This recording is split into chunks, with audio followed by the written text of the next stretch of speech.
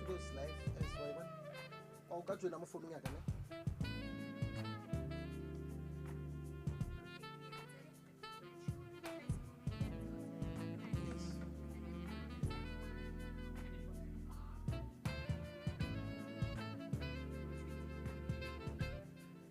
Yeah.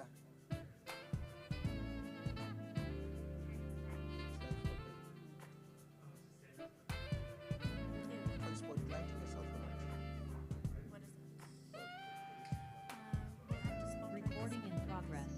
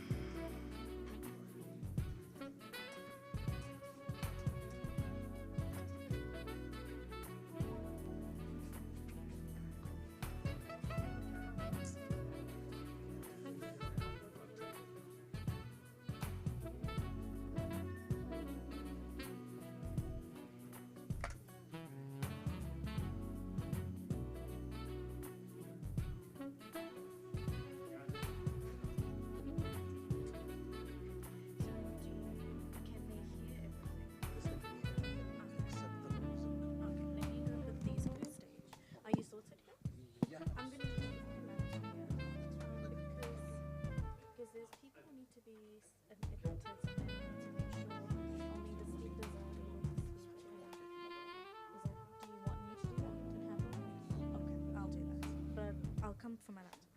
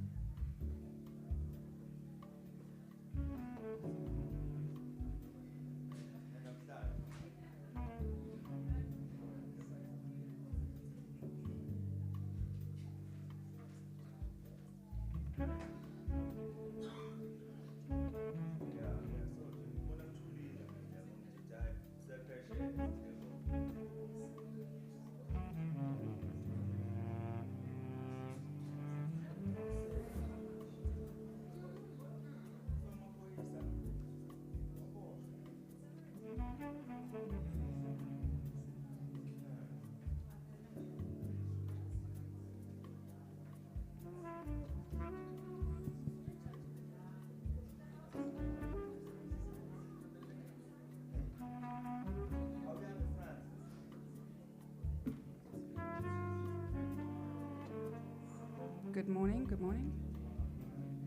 Is it on? Good morning, everyone. If you could please make your way inside and take your seats. We are going to get started.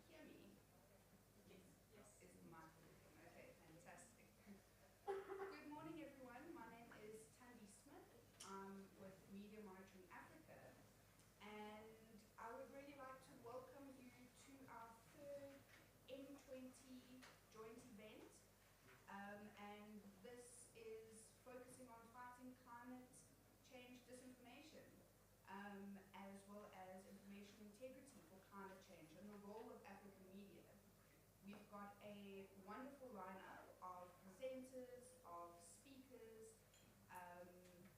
We've got a fantastic fireside chat with our Article 12 members, as well as a panel discussion to end off the program. So really an engaging, thoughtful, and really informative session this morning. So really looking forward to hearing the inputs, and I know that we want to make this as engaging and as interactive as possible.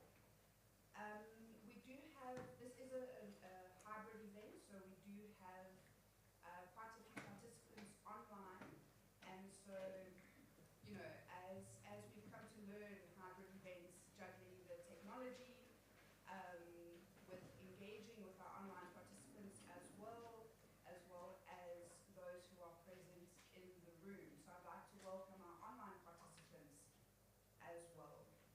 I would like to call up Reggie Malusi. Reggie, if you would like to please join me to just give some welcome remarks on behalf of SANEF, our partner on this initiative.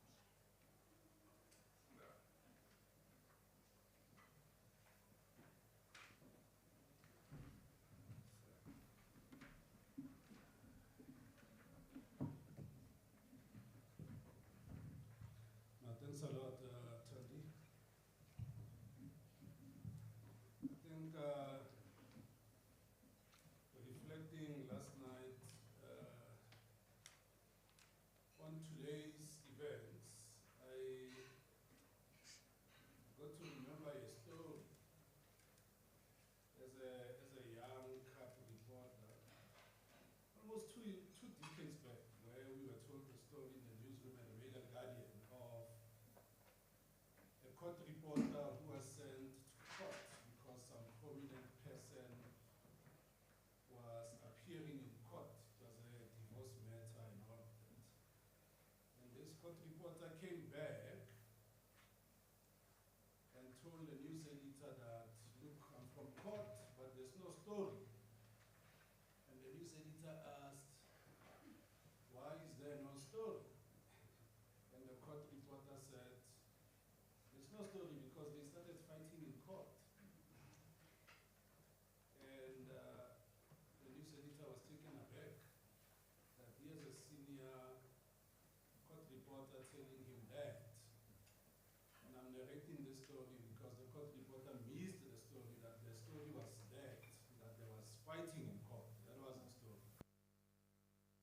recent headlines where we've got lies and disinformation, and the word journalist is used carelessly, where journalists are driven to people's houses, and when they get to people's houses, they are going to be introduced for some little known website that when you check with the press council is not even there. And you ask yourself, this is the age we are in, where the said journalist, who remains unnamed, missed the big story that the said website has not even covered that story to this day.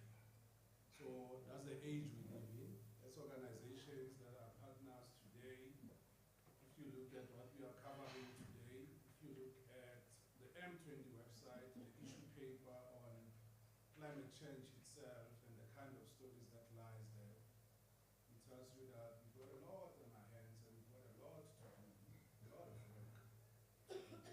So mine is just to welcome you and say we appreciate you being here online and in person.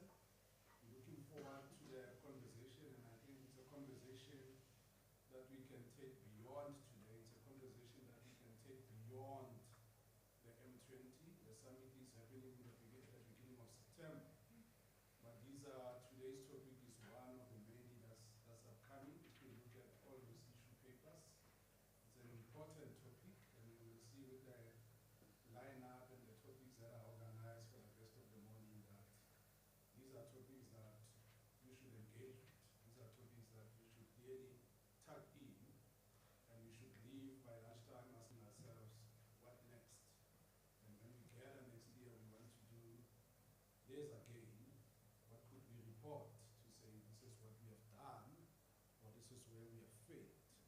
And this is the least our newsrooms in South Africa, however constrained they are, what they can do. So looking forward to the discussions and the topics today. Great panels that we have. So let's participate, let's be present, and then let's have fun. Thanks, Tammy.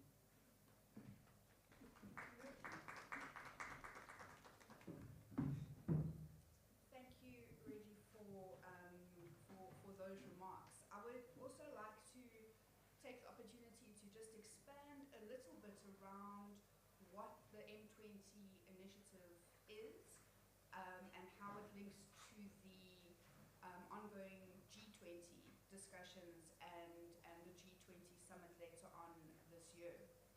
As you know, there are a number of side events, of initiatives around the G20 that really bring in experts and stakeholders to unpack and engage on topical issues that will inform the G20 event later on this year. And so as a part of those side engagements, the M20 initiative was established by the partners in the room, Media Monitoring Africa and SANEF, along with other stakeholders, in order to bring the issues of media viability, sustainability of media, information integrity to the forefront, and use the opportunity of the focus and attention on Southern Africa to bring in perspectives, have dialogues that cut across the regions, and really get into the detail around what these issues are, how we tackle them, and how we want to raise these issues in light of the G20 summit. As Reggie mentioned, we are running a number of events during the course of the year. This is our third event. And all of these discussions, along with the policy briefs and issue papers, will form the discussions and form the agenda for the M20 summit to be held in September. You'll also find on your seats a discussion document, Climate Disinformation, Consequences and Solutions. This is a discussion document that has been prepared by Media Monitoring Africa,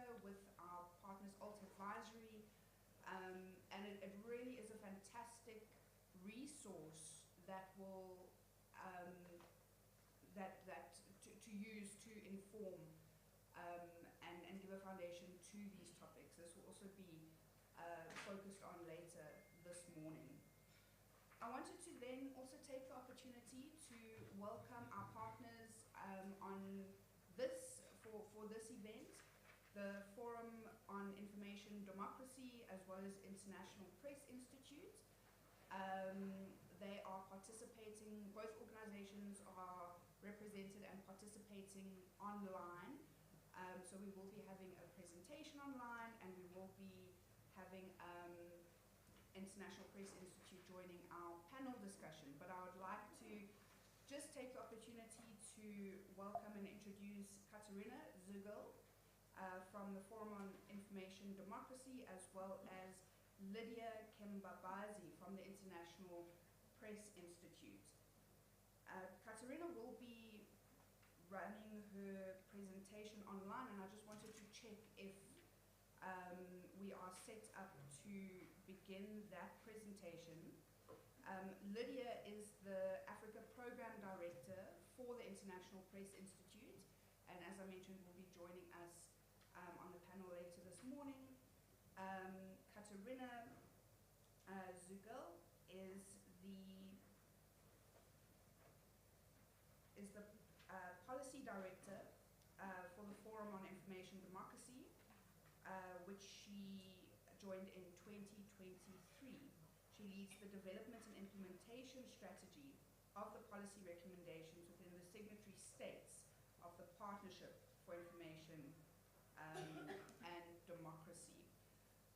So I would like to ask Lydia first, if you are online, if you could just introduce yourself and the International Press Institute, and then I would like to hand over to Katerina to speak more on the Forum on Information Democracy, and then go straight into her presentation. Lydia, are you? Yes, I can see you. Great. Hi, Lydia. Hi, everyone. Greetings from International Press Institute, IPI, and thank you, everyone, for joining us today. My name is Lydia Kembabazi, and I'm the Africa Program Manager at IPI. Briefly introducing IPI and our program. IPI is a global network of leading journalists, editors, and publishers who share common dedication to quality and independent journalism. And IPI promotes and advances media freedom and the rights of journalists to report news independently, safely, and without fear of retaliation. Our mission is to defend media freedom and free flow of news wherever they are threatened. IPI has also recently launched the Climate and Environmental Journalism Project in Africa. And through this project, we aim to strengthen press freedom and protect journalists covering environmental and climate issues as part of IPI's broader mission to promote independent journalism and resilient media ecosystems across Africa. Through this project, we seek to strengthen environmental reporting in Africa through monitoring and documentation of related press violations, research and publication, advocacy actions such as this one, including the development of strong legal and policy frameworks that promote media freedom. Therefore, the theme and event for today is very, very timely, critical, and resonates with current developments going on the continent. I would like to also thank partners who have organized and made this event possible that you've already mentioned. And I hope that this event will be a catalyst for change in the call to continue the championing for safety and security of journalists who contribute to an informed public and accountable leadership, and independent media capable of exposing society consequences of climate change and environmental degradation, and inadvertently contributing to information integrity and accountable governance. I thank you for joining us today from wherever you're listening in from, and I look forward to the deliberations of today. Thank you. All right, fantastic. Thank you so much, Lydia, and thank you for also being available online to participate in the important discussions today. I would then like to hand over to Katerina. I see you are visible, Katerina. Thank you so much. And Katerina will be presenting on the latest M20 policy brief.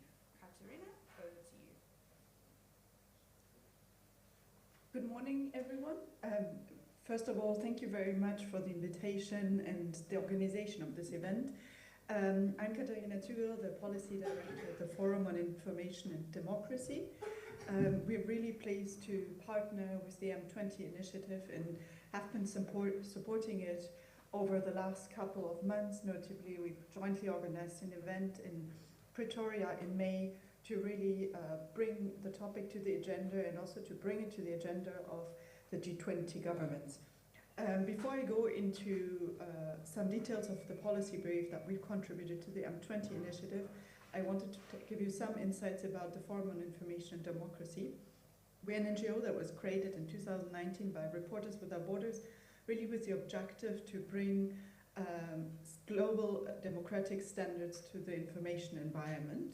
And we are the implementation body of an international partnership, the Partnership for Information and Democracy, an intergovernmental agreement that is nowadays signed by 56 countries worldwide. It was originally launched by President Macron in France, but it includes members from around the world, including several in Africa and notably South Africa as well. So we really work with the different governments to promote policy reforms that make sure information integrity is what governs the global information space and not private interests.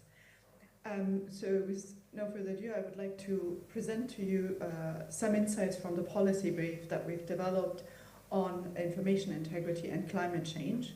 As you know, climate change is one of the key topics of the G20, and therefore we have looked into what are the links between information integrity and climate change. And maybe first of all, before going in depth into the topic, it's important to note that under the G20 presidency of Brazil last year, that topic has been addressed, and Brazil made it an important priority to talk about information integrity, launching the global initiative on information integrity on climate change, but also ensuring that the ministerial declaration of the digital ministers includes a note to information integrity. So really, for us, the objective is to make sure that there's a continuation and actually that efforts are strengthened. And so why does information integrity on climate change matter so much? So first of all, what are we actually talking about? Climate disinformation is defined as intentionally misleading content that undermines the scientific consensus. So this can be, on the one hand, disinformation that completely denies the existence of climate change, but it can also be disinformation that creates doubts about certain policy solutions. And we've really seen that in the research that over the last 10 to 15 years, the discourse has changed. While originally climate change disinformation was very much focused on denying the existence of climate change, it is moving more and more to denying and delegitimizing certain actions and certain measures that are taken to fight climate change. So climate disinformation is also very particular in the sense that it's very coordinated, very well financed by vested interests that benefit actually from disseminating this disinformation and slowing down any kind of activities to fight climate change. It's financed by fossil fuel industries, by other political actors, and they target their messages very clearly, and they target it also particularly towards policymakers to create doubts and hinder action. So the objective is really to delay and undermine any action, create doubts about solutions, but also to exploit the polarization that exists already on climate change and thereby even strengthen divisions in society more. So it's also being used nowadays to create more divisions in society, even beyond the climate change topic.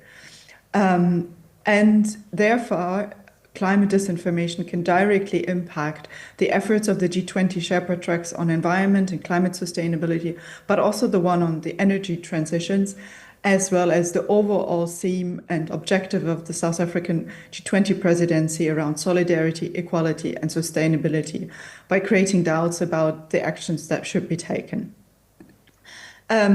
information integrity on climate change is not just about disinformation. We also have to look at the attacks against journalists and the crisis of the news media. And I think several of the other panelists today will speak on this as well. So the role of the media, as you know, is really to provide access to reliable information on environmental issues, on climate issues, to investigate and uncover environmental scandals. However, the news media is facing more and more crisis in media funding, which is linked to different factors, notably advertising money going mainly to big tech companies, but also decrease in public funding, decrease in international development aid, which leads to layoff of journalists or even closure of media organizations, really creating news deserts in some regions of the world.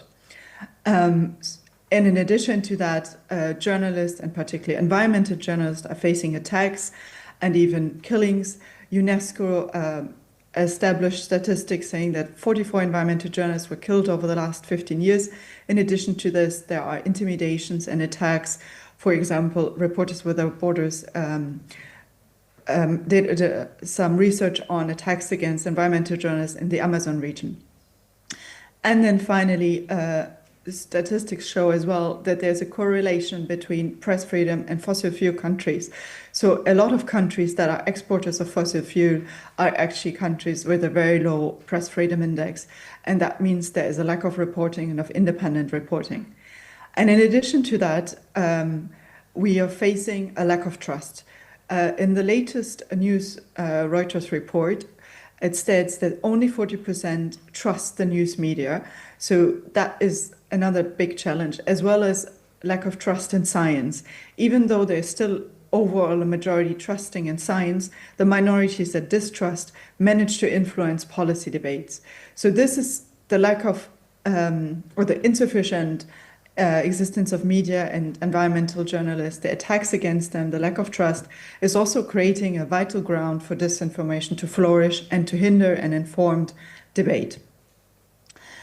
So what are we suggesting, is particularly within the G20 consultation and discussions?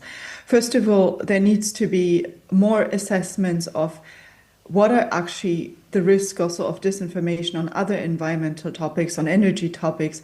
Is biodiversity, energy transition equally concerned by disinformation attacks? Who are the actors? What are the tactics? What are the methods? G20 consultation should also address what kind of regulatory and co-regulatory mechanisms are available to promote information integrity on climate and environmental issues online. In some G20 countries, we have digital governance regulations such as the Digital Service Act. South Africa is moving in that direction as well with the latest preliminary assessments from the Competition Commission. And it really is important that G20 takes on the topic to discuss what kind of mechanisms are the most appropriate. We also need to develop protection mechanisms for environmental journalists and end the impunity against attacks to them. And then we need important measures to support the sustainability of media in general, but also in particularly of media that tackle environmental and climate issues and employ environmental journalists. And finally,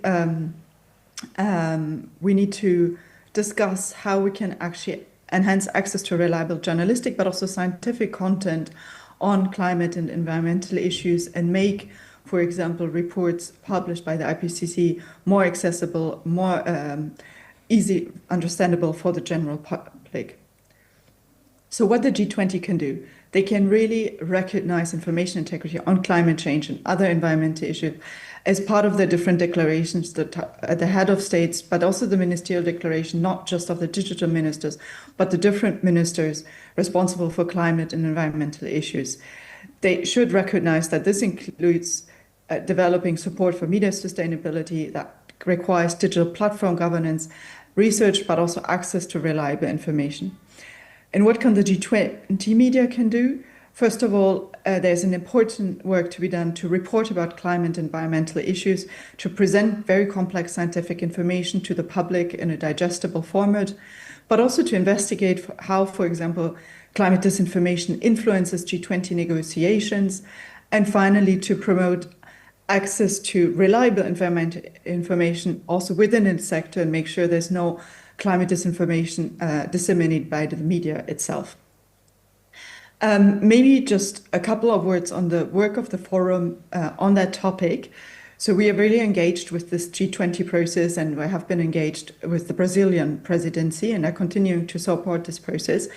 In parallel, we have also set up a work stream of our partnership with countries that are interested and willing to support that work, notably chaired by Armenia and Brazil, on information integrity, climate change, and other environmental issues, that's really investigating the challenges and developing policy solutions.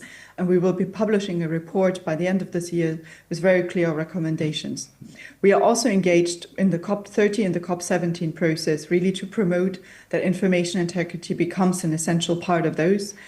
And finally, we are developing different recommendations on media sustainability more at large, notably with the policy brief on how to use a digital tax to fund media and support their sustainability.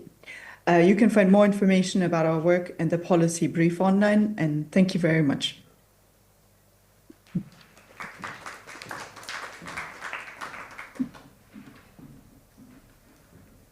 Thank you very much, Katerina, for that presentation. I think one of the issues that you touched on that I think startled me a bit and just sort of reinforced why these engagements and this particular issue is so critical was the point that you made about the export of fossil fuels and the link to press freedom and information integrity. And I think that that's such a telling sign, a telling link around the environment that we're in. And I know one of the sort of themes or topics that we're going to be exploring over the course of the day is the intersectionality of climate and you know, of the climate crisis and the environment and how that intersects with a number of other human rights issues. But I know that we are running quite late in our program, and so I'd like to call up our next presenters for our fireside chat. We are going to try and have a few minutes after this session for a bit of Q&A. But I'd like to call on Pakamile Madonsela. She is our program manager for public and media skills development, and she will be joined by two of the Article 12 members, Khamo Lelo and Tino Tenda, and I will hand it over to Pakamile to do a bit more of an introduction, and looking forward to the input. Thank you so much, Sandy. So it's just me and Khumulema today. Unfortunately, Tino Tenda has some very important matric work to do and couldn't make it to today's session. Did I point it there? Okay, so just quick introductions, a very informal chat. We're hoping that we'll kind of rope you guys into the discussion as well. My name is Pagamile, and good morning, everyone. My name is Khumulema Bowe. I'm from St. Matthew's Private Secondary at Soweto, and I am a Web Ranger and Article 12 member. The Web Ranger program was a program designed by Media Monitoring Africa. It is a digital and media literacy program aimed at giving and providing media literacy skills and information skills and digital skills to young people across South Africa. And there's also the Article 12 program, which is a working group made up of Web Ranger ambassadors who have been trained in digital literacy and have a special interest in policy work. All Article 12 members are children ranging from 13 to 17 years, and Article 12 engages in ICT-related programs and policy submissions and discussions that ensure that their voices are heard and opinions are considered by policymakers and industry leaders. Article 12 members work on submissions to ensure that policy and decisions that affect children are more child-friendly and relevant and relatable to children in their daily lives. Okay, it's not working. Okay, so in relation to the topic that or discussions rather that we're having today, last year, was it September, October? October. September, we decided as Article 12 members, so I support Article 12 members with some of my colleagues at MMA, and they were really worried. So the discussions really started when Article 12 members were asked or were interested in submitting feedback and discussion on the UN General Comments 26 around climate change with a special focus on disinformation. And that really sparked a conversation amongst other Article 12 members, Khumulimo's peers, around the need to understand how young people can fight or tackle or address issues of climate disinformation. And they were really interested or really found it very important to work from where they were. So they were online safety ambassadors, digital media literacy ambassadors, and they were really keen on understanding and better investigating how the skills that they've gained help them to be able to fight against climate disinformation and how they can then also help other young people out there. And so because of the challenges that young people face with climate disinformation targeting young people, and generally due to young people's development stages and evolving capacity, a lot of young people that don't have media information literacy, digital literacy, media literacy, whatever you want to call it, tend to be more vulnerable to manipulation and undermines climate change particularly. Also creates confusion instead of unity in fighting climate change. So me and Khumulimo and Tino came up with a research question that we wanted to tackle, which was to understand the extent to which media information literacy skills can reduce climate change disinformation risk and as well as build learner resilience. So we're really interested in not just understanding the specific skills that media information literacy can help in terms of tackling climate disinformation, but how do those skills translate into learner resilience, right? And important definitions, I think Katrina, the previous speaker, spoke a lot about climate disinformation, so I won't go into it. But resilience for our particular study meant that, or included active participation in planning for disasters and response, in whichever small shape form that took. Build supportive health and mental well-being strategies to tackle trauma and stress related to climate change, as well as protect natural systems. So whatever's in their little corner, whatever young people can do in the form of resilience is what we were looking for, and what could impact that kind of resilience or build that kind of resilience. And then when we look at the definition of media information literacy, so it's an umbrella term that really includes a lot of interrelated competencies that are related to information and communication broadly, but also media specifically. And so some of the definitions that fall under MIL or media information literacy were the right to receive and impart information, computer literacy, data and information literacy, privacy rights, news literacy and intercultural communication, digital and media literacy. A mouthful, right? So it's a lot of things. But we were just looking, so we started looking at the specific skills that was relevant. So there's a lot of, under the media information literacy is a big umbrella. So we were looking for the specific skills that related to climate disinformation, and we wanted to pin them down.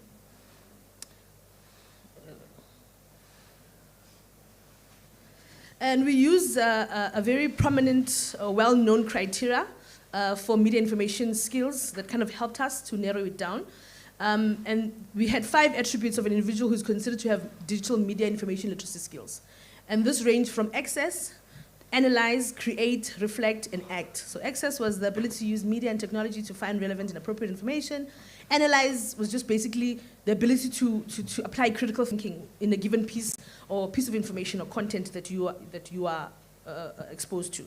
Create was the ability to create messages or information that illustrate creativity, proper use of communication techniques, and has a clear intended purpose. The reflect was the ability to understand how technology and information shapes society's thinking, behavior, and the need to use technology and information ethically and in a manner that advances human rights. The last one was act, so the ability to use the information to work with others to solve problems and participate in decision-making processes that strengthen community and democratic processes. Also quite a lot, mouthful. But what the literature then told us when we were doing the literature review in the research was that there were 3, not all media information literacy skills are relevant to climate change disinformation. We found 3 that were really relevant and really helped us to better understand the skills that young people need to fight climate disinformation. And these were critical evaluation. And it was really cool that even before we started doing the literature, the Article 12 members in our discussion started were already talking about these skills. And so one of the things that they talked about under critical evaluation was just the ability to just question, to question content, to question information, to question messages that you are receiving. Just the ability to apply logical reasoning, to question, and then to assess credibility of the content, right? That fall under critical evaluation, which under the media information framework was analyzed. Then it went into access, which is the content verification. Once you start doubting that this post is, I'm not sure about this post, or this information that I'm receiving, what makes it true, who says this, who's saying it, for what purpose are they saying it, then you become more curious and you want to then start cross-referencing, fact-checking, and then building research techniques that are geared towards verifying every information that you are receiving, especially if you are very doubtful of the information. The third one was around action-orientated skills, the reflect, create, and act.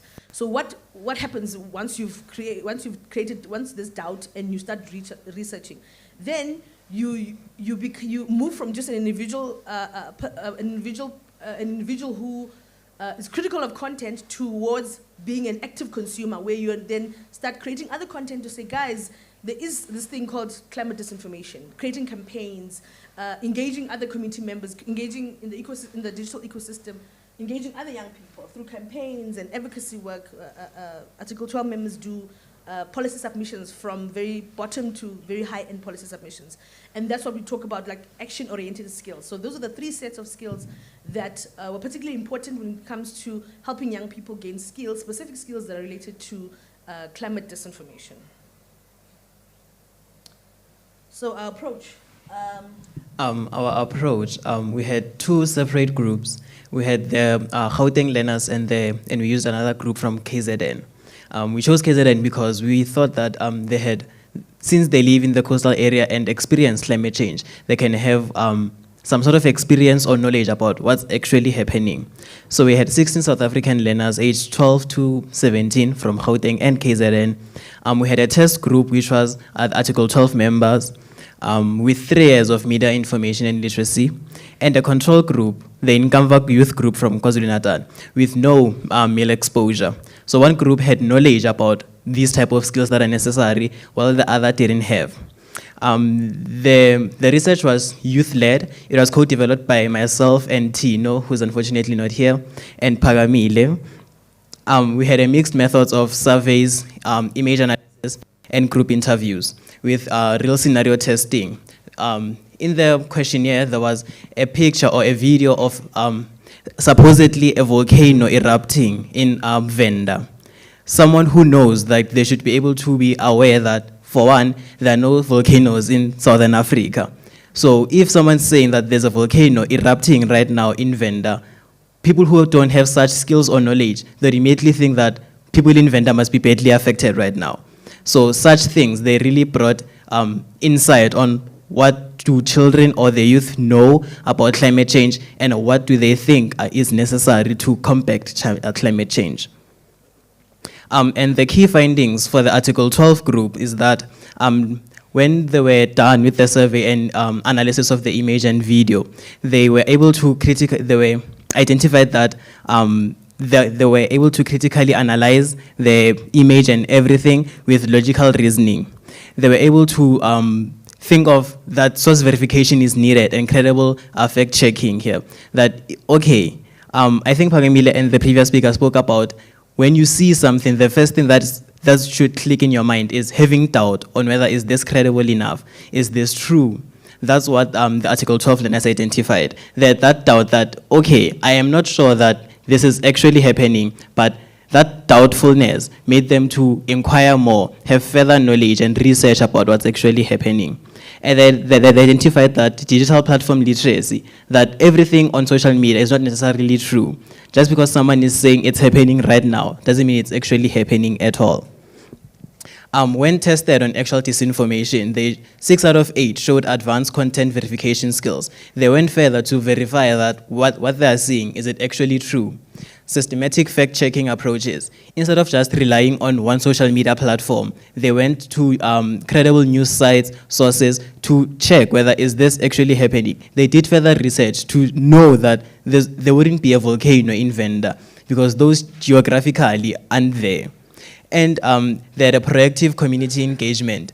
There was a question highlighted that if a friend or family member was to send you this, how would you feel? One of them responded that, okay, fine, I would say it. I'd be doubtful. I would verify whether is this true. And I'd get back to the person, informing them that this is not true. So there was a proactive community engagement. Even if you were to say it on TikTok or IG Reels, they'd go and comment that, guys, this is false. Like, let's be aware of the things that are happening out there and not just rely on one thing. And one of them quoted that, I would research how volcanoes work, then communicate via social media and report the misinformation, spreading further awareness of what's actually happening out there. And so the same survey was conducted with the KZN learners who had no media information literacy. And they mentioned that they had basic, so with the question, the first set of questions was, what skills do you have, or do you think you have, that can help you fight against misinformation? The KZN learners said they had basic research skills, followed by social media updates, general awareness of verification needs. But when they actually were tested on actual disinformation, they had limited critical thinking competency. They were emotional rather than analytical to the responses. So when we asked the question, if a family member or a friend of yours showed you this video of a volcano, what would be your first response? How would you respond? And one of them said, I would be scared because I live with this person. And none of them showed any kind of critical thinking to say, where did you find this? How true is this? Who have you been sharing it? Who shared it with you? There was just no analytical or critical thinking. They were all very emotional, showed emotional responses. And some of them misunderstood the tasks. So when we also asked them a question around, when you look at the image, how can you use the image to verify if this was correct, right? And a lot of the Gauteng Article 12 members said they would use Google image, reverse image, what's the name? Google image. Yes, Google image, to be able to find out if this image is actually even from South Africa. And the KZN learners did not give us responses that were accurate, but also they gave us adaptation responses. So when we said, what would you do? They just said, I'd wear a hat, I'd put on sunscreen, I wouldn't go outdoor if it's raining. So really not understanding the issues or using or responding in a way that is very, that shows that they would adapt rather than really engage critical thinking in the post itself.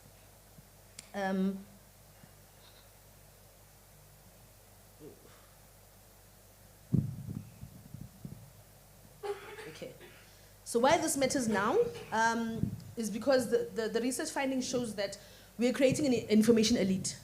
So while Gauteng learners are equipped to navigate complex information landscapes, KZN learners, and I don't say KZN learners in terms of the region, right? I'm talking about young people who don't have media information literacy.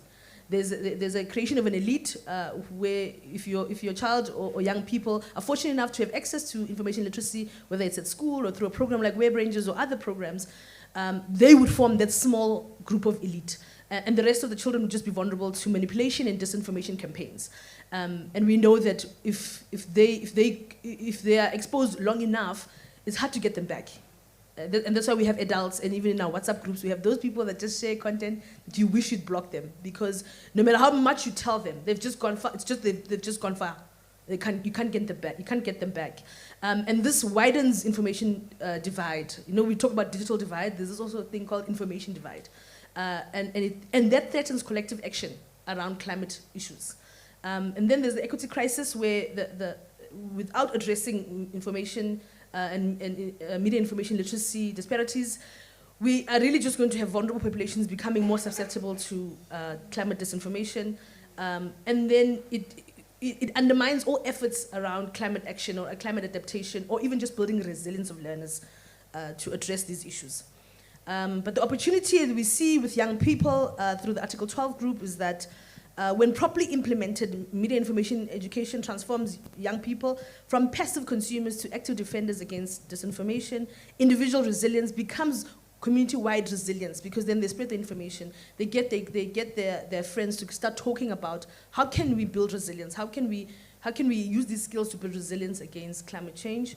And then confusion becomes collective climate action capacity, where not all of us are confused, but we actually know what we're doing against fighting climate change. I don't know why he's doing that. Okay. Yeah, I hand over to Khumulimo around Article 12. Article 12 success model was mainly aimed at the three-tier priority system on when you see assessing skills in action. As they said, I would research how volcanoes work and what provokes them to erupt, systematic information seeking behaviors, and knowledge of credible scientific sources. When you assess and when you analyze skills in action, I would make them aware that this is false information and make them aware of the effects of spreading this false information. Critical evaluation of source motives, assessment of information consequences. That if I were to send this, or if I were to keep this information to myself, knowing that this is false, what would happen? More people will keep on believing this false information. Rather, I change the narrative and push a more accurate motion compared to just keeping this to myself. And create, reflect, and act skills in action. Designing digital literacy campaigns, UN policy submissions on children's environmental rights. Not many children are fortunate enough to be in such places or have the basics of internet access. So there'd be campaigns like, as we go on to real world applications, we are probing government to fund such, the Department of Basic Education to do something about this, help children in rural areas. Climate disinformation isn't just online, it's also offline. Just someone reading an article that was badly written by a journalist somewhere can just change their course of mind or course of thinking about weather patterns or just climate change in its entirety. There's this saying that it takes a village to raise a child. Meaning in every effort we want to push as society, we need to do it collectively. So in addressing climate change disinformation, we need all stakeholders to take part. Article 12 is urging government to integrate meal with climate education in the curriculum. At school, in I think 4 subjects, we do learn about climate change. We do learn about the effects of climate change, but you don't really learn about the disinformation of spreading climate change. There are people who still don't believe that this really exists. So there should be a narrative that this exists. If you're to see false information about this, what to do? We are urging the Department of Basic Education to equip learners with critical thinking skills on, I see this, do I believe it? When I just consume this, am I just moving on with my life, not knowing whether is this false or true, or am I just going on as if nothing ever happened? With critical thinking skills, you're able to analyze and think carefully of the impact this information has on yourself and people surrounding you. We are urging civil societies to act together, community workshops on climate disinformation, digital literacy campaigns for the youth, parent-child conversation facilitations. Everyone needs to take part in addressing any issue. And we urge business to fund mill program expansions, support systematic implementation. So everyone should play a role in addressing any problem, especially climate change. I feel like adults think that since they are controlling or living in the world is only there for them. Effects you have now, or like the things you mitigate or try to avoid now, they will catch up with upcoming generations. So if you address them at the source or at their foundation, it will help ease the burden on the upcoming generation to, instead of dealing with the crisis that's already there, rather they mitigate or work on ways to lessen the burden, rather than just start from the get-go when it's too late. Thank you. There's one quote from Article 12 member. It says, climate change affects everyone and disinformation about climate change affects everyone. But we as young people know that climate disinformation affects young people in specific ways. And I think that it's echoed from Lynn's last point around the need for all of us to work together and while the adults in the room find really these big words in these G20 conferences and M20 conferences, we in our little corner are just trying to find skills that are going to help young people on the daily tackle climate disinformation, and also build resilience. And I think the study shows that Article 12 members who have been privileged to be in the part of the program for 3 years do have those skills, or are developing those skills on the daily basis that are going to help them to build resilience. And we want those skills not just to be with Article 12 members, but to have, every child in the country deserves to have these skills because they're human rights. The issues that speak to human rights. Yeah, thank you so much. Thank you to Khumulimo.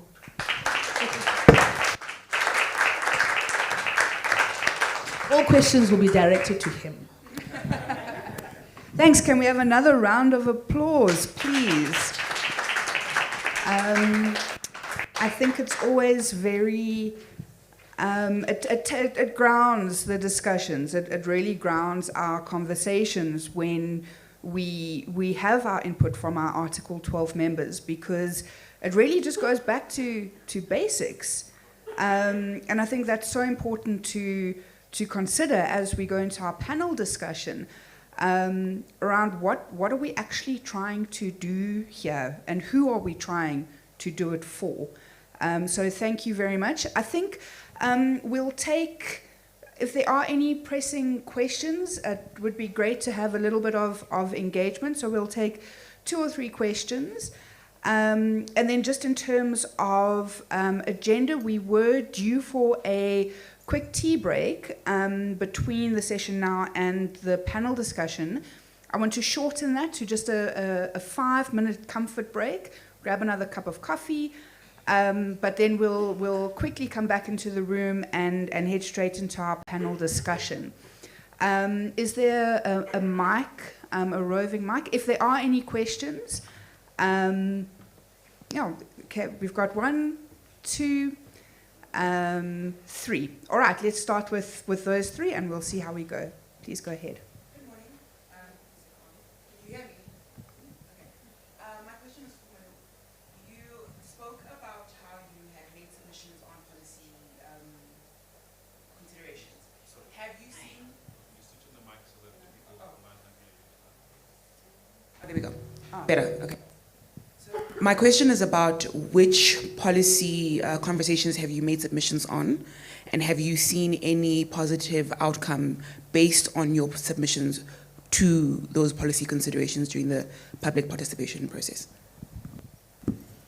I think let's give you a chance to answer and then we'll take the next question.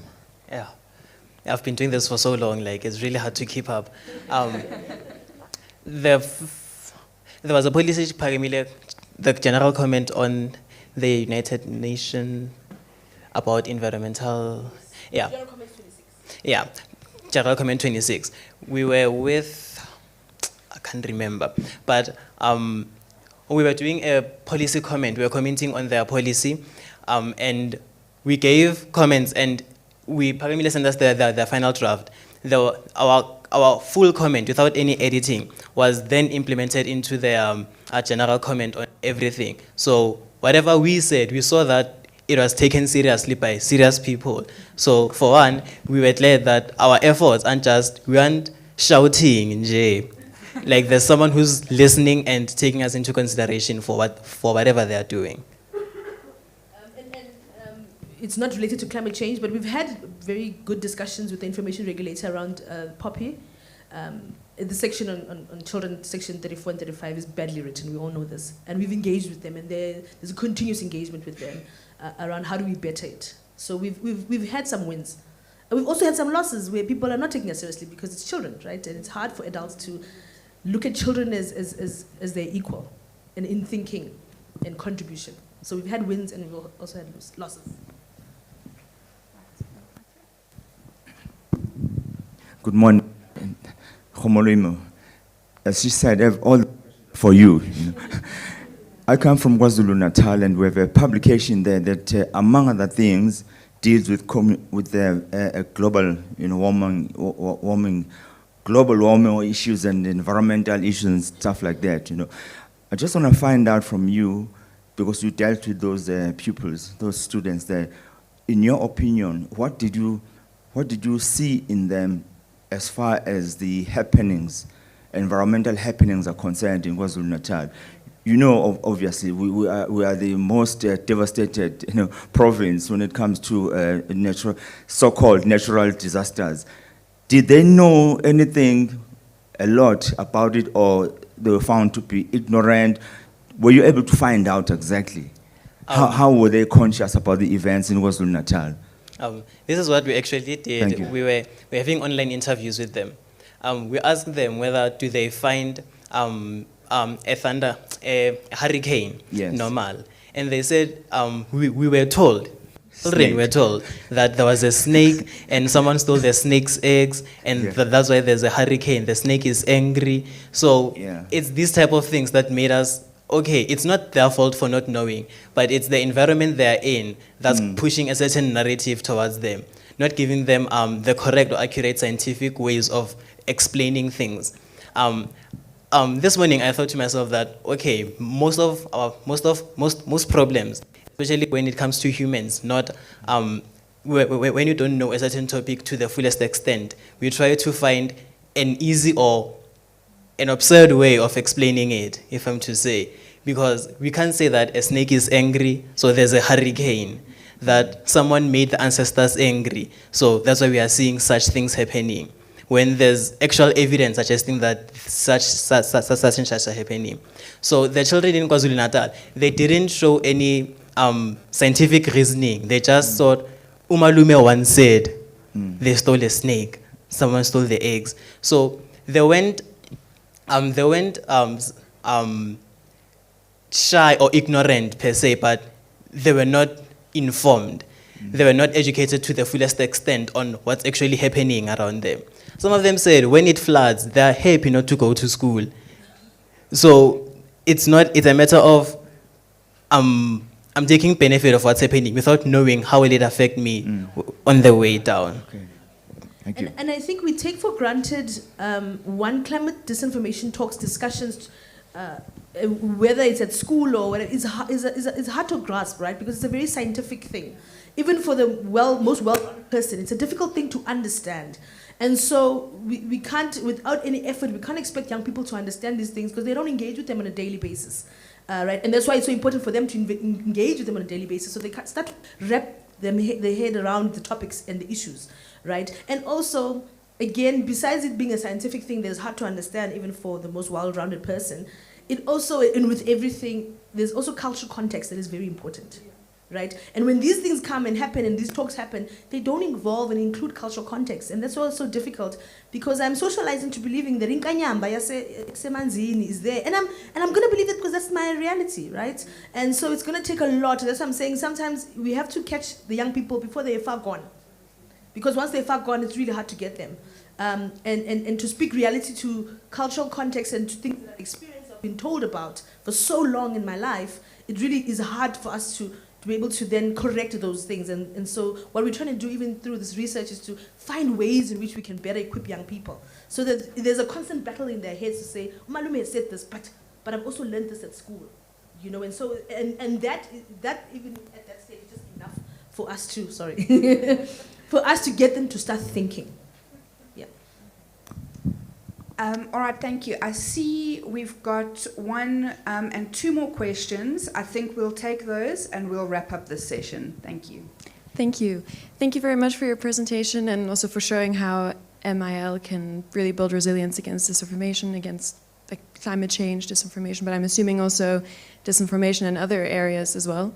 I was just wondering, the workshops you mentioned that work on building critical thinking, how long does it tend to take young people to grasp this skill set, and especially if their environment is so strong against that? It's taken Article 12 members 3 years to have him be a critical thinker, as you see him here.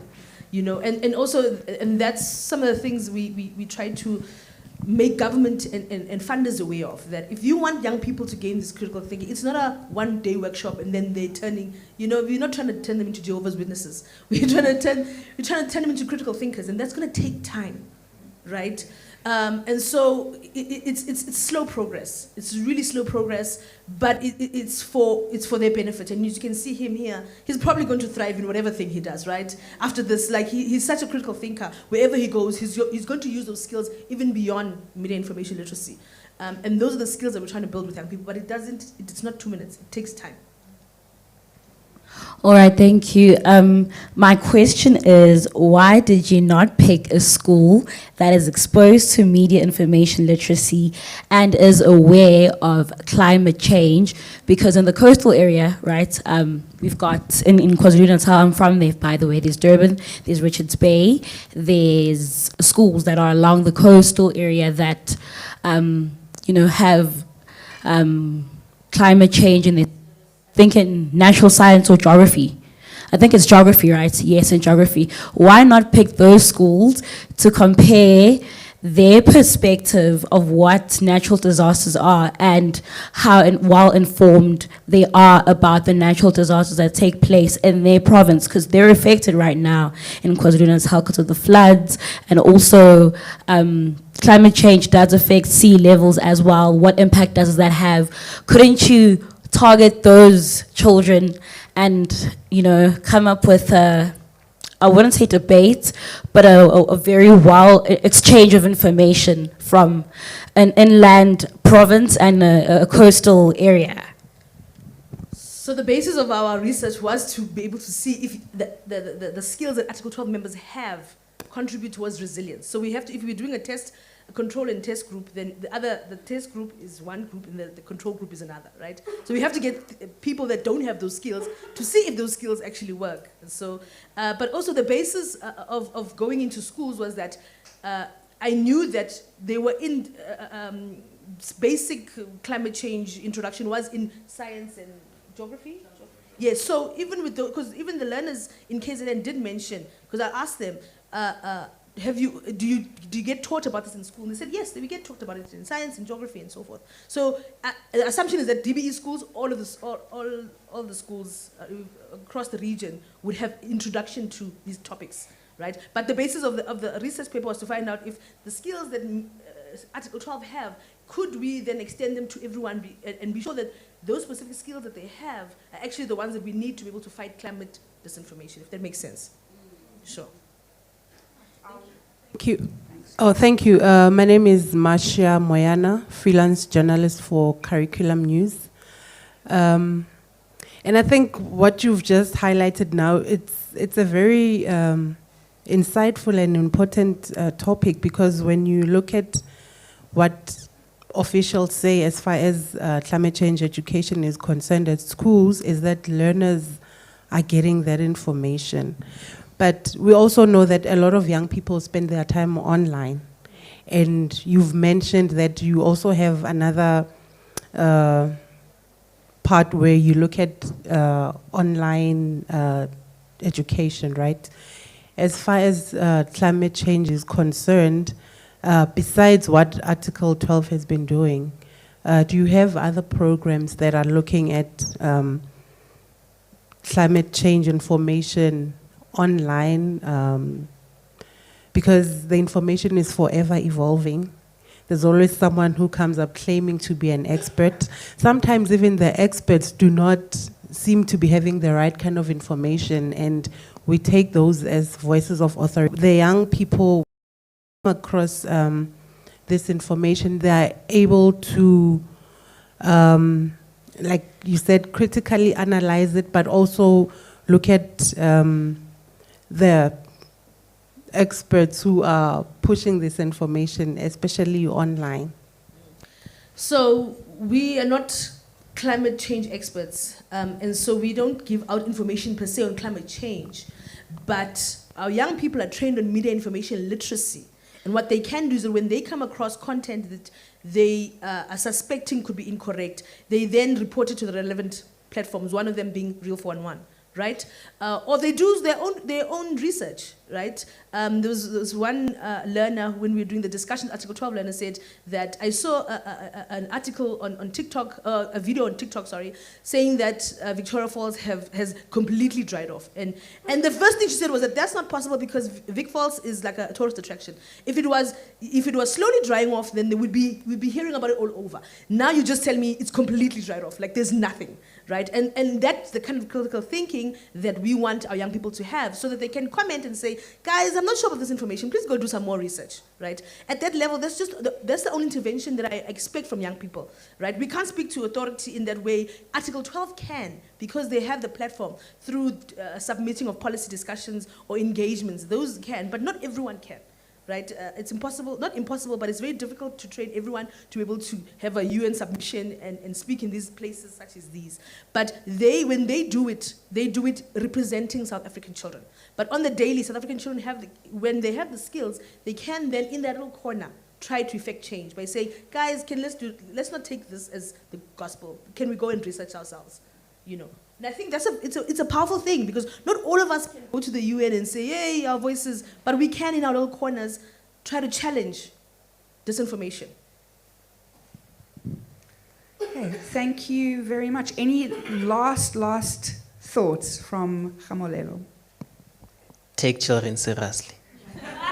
And with that, a round of applause. Thank you very much. As mentioned, we're going to have a very, very quick comfort break, 5 minutes, please. We've got a fantastic panel in the next session, and we don't want to take too much time away from that. I think we've had brilliant questions already, points of discussion and consideration for our panelists. Please continue this environment of questions and engagements. So thank you very much. Thank you to our presenters and our panelists up until this point. 5 minutes, grab your coffee. You're welcome to come back into the room with your refreshments. We'll see you in 5 minutes. To those online, 5-minute break, and we will continue. Thank you.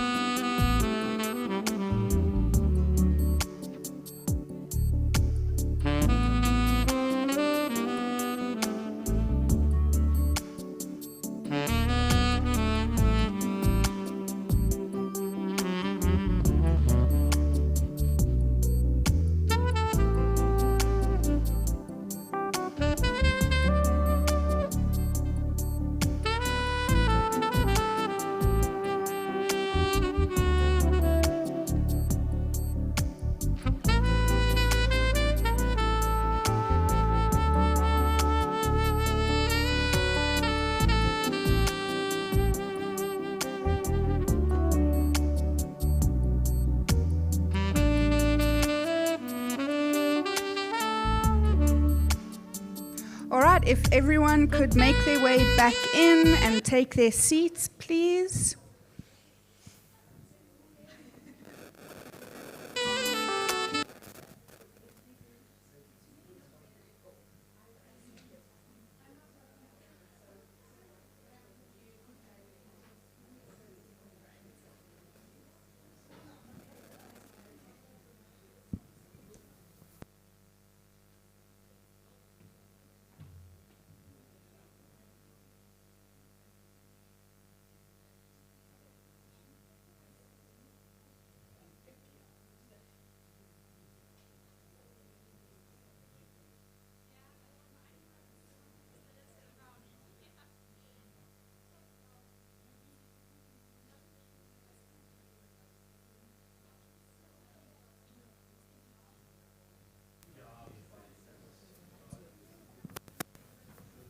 Right, and as we're making our way in, can I ask our panelists to also take their seats? We have 2 of our panelists in person and 2 online.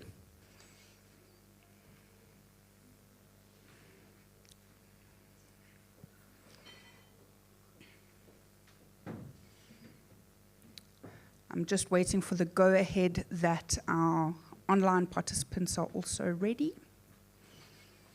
Looking for a signal, as we're just going to get started. So I think our morning sessions have really set the scene for how we're tackling these issues, how we're tackling these topics, and some of the really pressing and prominent challenges that we have. We've also, heard that we actually still need to go back to the basics of tackling disinformation and climate change holistically, as it is a multi-stakeholder issue. I'd like to introduce our facilitator for our panel discussion, Avni Singh. Avni is an independent lawyer tackling issues around digital rights, technology, and a number of other human rights issues. We have been working with Avni for many years, and also chair of MMA's board at the moment. So thank you very much, Avni, and over to you. Good morning, everybody. Thank you all so much for being here. A huge thank you to the organizers and, of course, as always, the very gracious hosts from the Goethe Institute. What a great opportunity it is to have this time here this morning, but also to build on the conversations that have come just before this. Just this morning, I saw that just yesterday, the International Court of Justice handed down a landmark advisory opinion for the first time, taking a clear and definitive stance on the question of climate change. For the first time, an international court of that level found that a healthy environment is the foundation for human life and human rights protected by international law. That countries are bound by international law to regulate the companies and the business climate impacts. That if governments fail to do so, and to fail to regulate the consumption of fossil fuels, the approvals process, that members of the public and those living in the countries may have clear and appropriate recourse to reparations as a breach of international human rights obligations, and that the historical emitters, the countries that have historically burned the most fossil fuels for the longest times, have a greater responsibility. And so for the first time, we have language through a very clear international human rights law lens that seeing a court take this very clear, very definitive stance. And building on the previous panel, what is one of the most extraordinary things about this is that this particular case at the global level was instituted by a group of students, the Pacific Island students fighting climate change, following a discussion that they had had in class, which then leveraged into this momentum around this international case that was built. And yet we also know that one of the biggest global risks that has been identified consistently and certainly for the year ahead is not only the risks that climate change itself presents, but the risks of climate change apathy. The fact that people aren't taking this seriously, despite the science, despite the certainty in the science. And I think when we talk about the disinformation and some of the issues that arise, climate change denialism was sort of one of the aspects that was always a concern, but it's shifted in far more nuanced and far more sort of creative ways. It's not just the denialism now, it's the skepticism. It's about casting just enough doubt that people either don't want to believe it or they don't want to engage with it.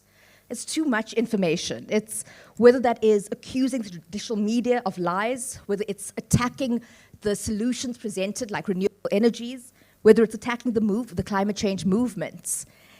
It's about getting people to disengage on this topic because, one, it's a complex topic, and two, the consequences of not dealing with it are genuinely terrifying. And so we have this very real concern in terms of how is the media, it speaks to so many of the other issues that have been being dealt with around trust, around credibility, and broad issues around sustainability.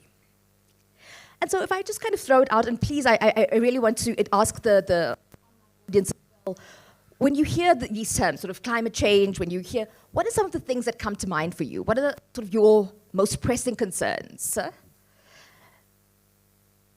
Is it the shift in temperature? Is it wanting to know more information? Anyone?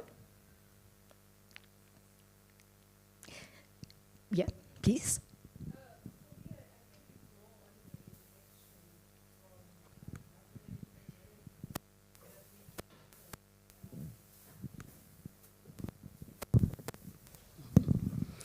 For me, it's the inaction. I mean, there's been COP after COP after COP, and they make commitments. There's money being put out, but you don't see any action. And we know with research saying that the climate emitters, the biggest companies, are also the ones who are leading some of the discussions. So it's sort of contradictory when you look at what is really happening. So another hand on that side. Got 1, 2.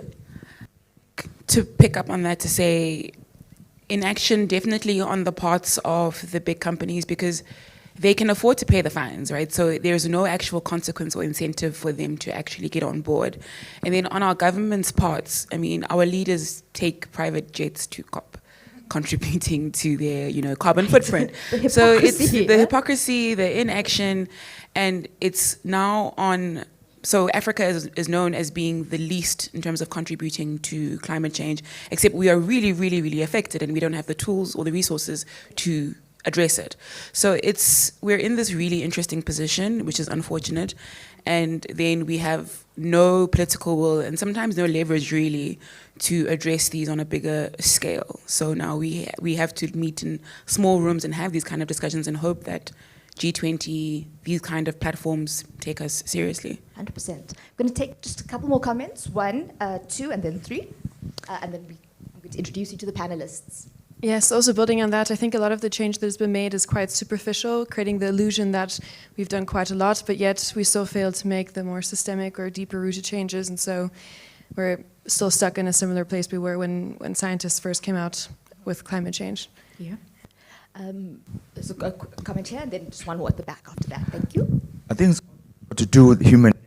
When it hits at KwaZulu-Natal, for instance, after the floods are past, we forget. We get back to our normal lives. It's hitting Europe right now. It's so hot that they carry fans wherever they go. But when it's gone, they'll forget. So we need something that goes on and on. Thank you. That's a great point, sir. And just one more at the back.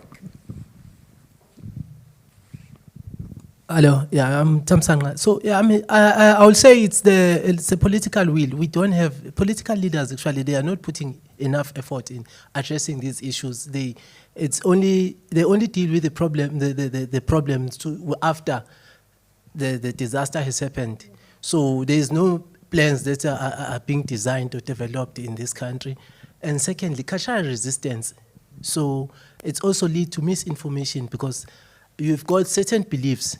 Those beliefs, they are not aligned with the scientific methods of doing things. So eventually, there's a misinformation on people. So they end up believing more into culture than following the scientific path. Thank you so much. You've touched on such important points that we are very much wanting to delve into in this panel today. How we deal with this asymmetry of power, how we move towards more practical, how we build that momentum. And to your point, now we've got this sort of additional element of it, which is the machinery behind mis and disinformation, particularly on social media platforms, and how we start to work with, how we start to build strategies around that. So it is my absolute pleasure to introduce you to our panelists today. We've got Katarina Ziergel from the policy the policy director at the Forum of Information and Democracy. Nampilo Samanya, the African Advocacy and Engagement Lead at the International Press Institute. Mr. Namumba Rikotso, the Project Manager Coordinator at Media Monitoring Africa. And Chris Vick, Director of Black, a reputation management agency, and the chair of Mobilize, a public education campaign agency focused on climate change. Again, I just want to invite the people online as well. If you have questions or comments, please post it in the chat. We are monitoring it closely, and we really want to hear from you as well and have your thoughts. So Chris, perhaps I can start with you.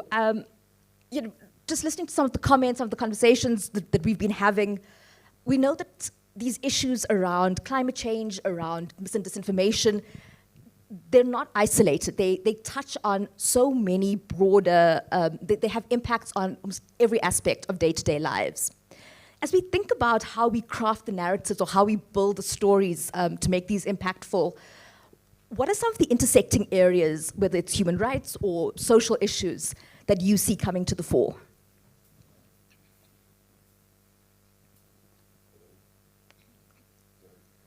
For a radio station now, microphones often don't work. So.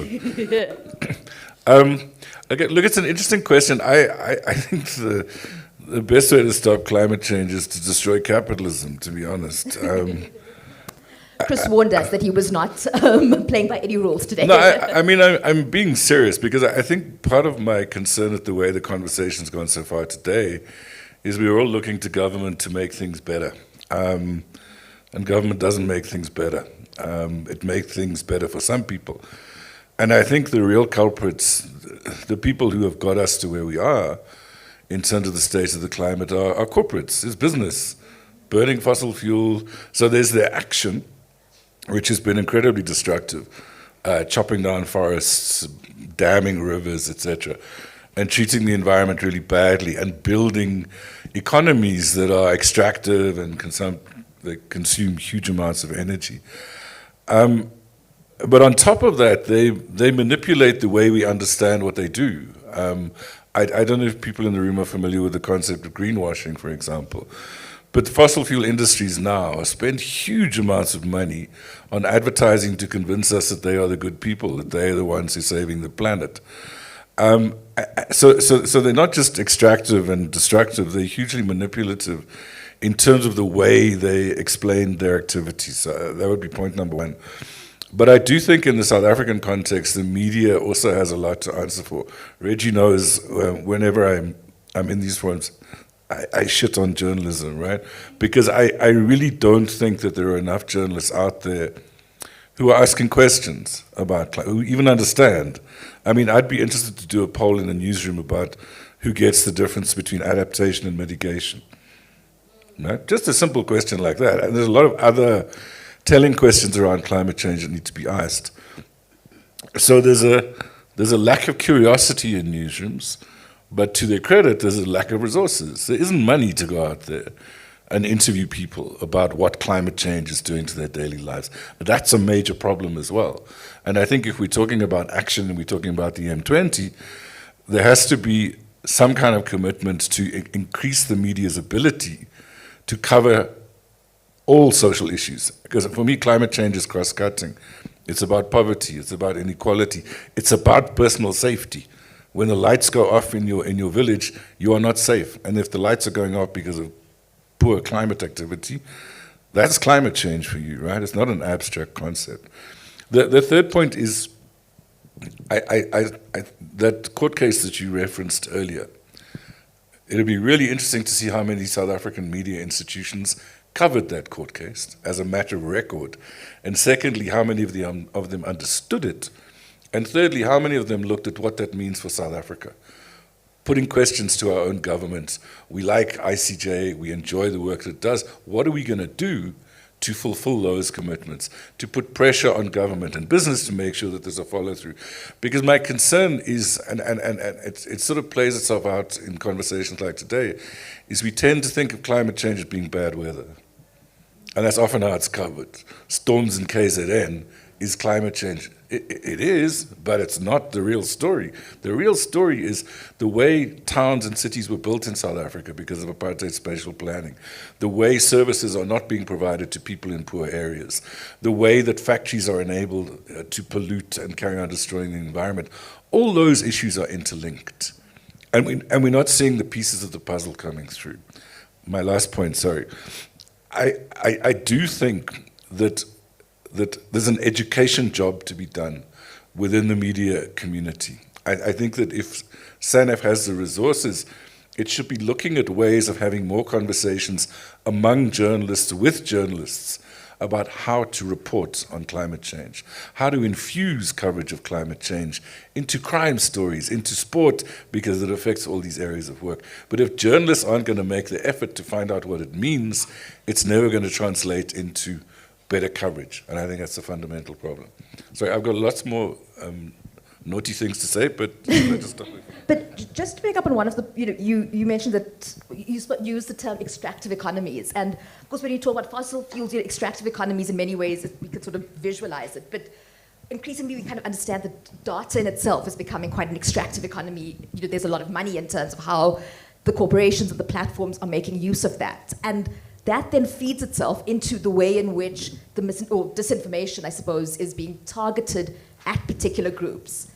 And I wonder, Chris, if you can maybe just kind of give us a sense of who's driving the disinformation around climate change in particular. And of course, we distinguish between mis and disinformation, disinformation being the intentional, the knowing it to be false and disseminating it with the intent to mislead. What are these drivers? It's people with a vested interest. I mean, if you look at who benefits from telling us that coal needs to be part of our energy mix, the coal companies and the government officials and political leaders who are close to the coal companies, either because of history or their pockets, etc. There's always a vested interest in this kind of thing. Fossil fuel companies, I think, are the worst. And they do things, they say, I mean, in South Africa we have something called the Energy Council. I don't know if you've ever heard of it. It professes to represent the energy sector, in brackets, fossil fuel companies, right?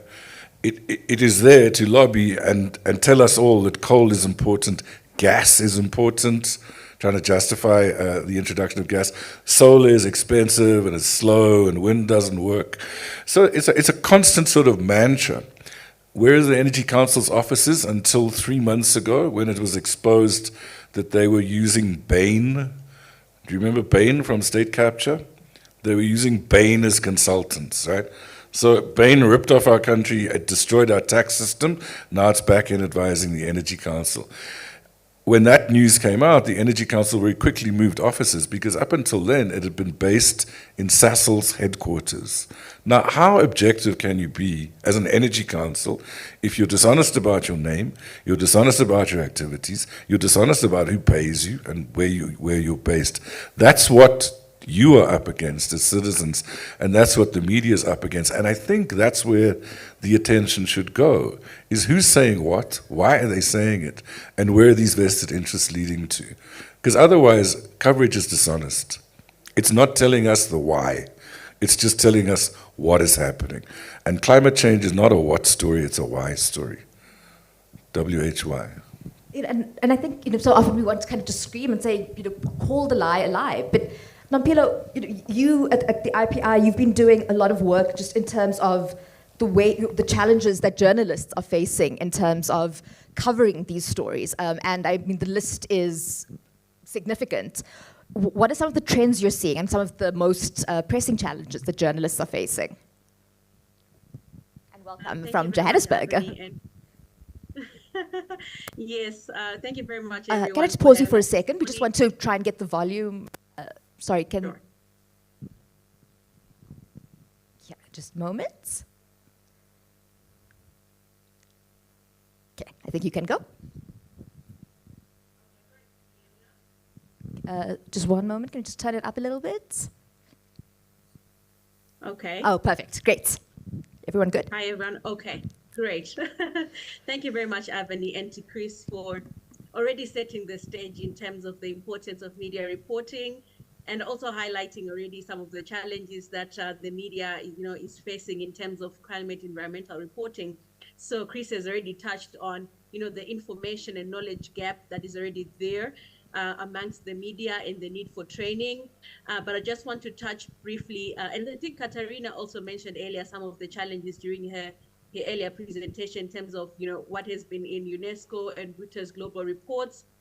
So as Lydia mentioned, our Africa project is also anchored on strengthening climate and environmental journalism in Africa. And what we've been doing as part of that work is monitoring and documenting press freedom violations. And last year, we produced a report, which is available on our website, called Climate and Environmental Journalists Under Fire, which actually details several cases of attacks on journalists across the globe, including in Africa, that are covering the environment and climate change issues. So we have so many case studies and experiences from journalists from Uganda, Ghana, Nigeria, Cameroon, DRC, Burkina Faso, where we are seeing targeted attacks against these journalists, including attacks from politicians, political party supporters, state actors, businesses, multinational corporations included, who are some of the people that benefit from climate change disinformation. So we have been seeing other forms of attacks being perpetrated against journalists, which of course undermines their reporting and their reportage on climate change stories. So one of the key things I would highlight on the subject of disinformation would be coordinated disinformation attacks against the journalists themselves. So we have been seeing and we've recorded so many of these attacks, by various actors. Last year, we produced 3 reports by journalists in South Africa, in DRC, I can't remember the other country, in Kenya as well, where we're looking at coordinated disinformation attacks against investigative journalists. So we have seen these attacks being perpetrated, particularly to undermine their credibility, especially when they report on critical issues that impact state actors and multinational corporations included. And then also slaps, especially by the businesses, lots of frivolous lawsuits aimed at silencing the journalists and, crippling, even the media outlets themselves because of the huge legal costs and legal cost implications associated with some of these lawsuits. So we have seen also slaps and most of these lawsuits crippling so many media outlets and silencing the journalists. In some cases, these cases end up also being settled out of court with the media trying to, reduce the implications of some of these lawsuits.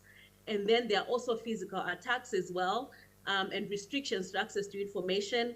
You'd find that so many of these journalists have their access to communities being blocked, access to mining areas, access to, protected forestry areas being restricted by state actors, the military, the police included, as ways of trying to undermine and restrict the journalists from reporting on some of the issues that are happening. And this is particularly prevalent in countries like West Africa, where there's heavy military presence in some of the areas where the journalists want to be undertaking their reporting. So countries like DRC, countries like Burkina Faso, Niger. So these are some of the cases that we have seen also as part of our work.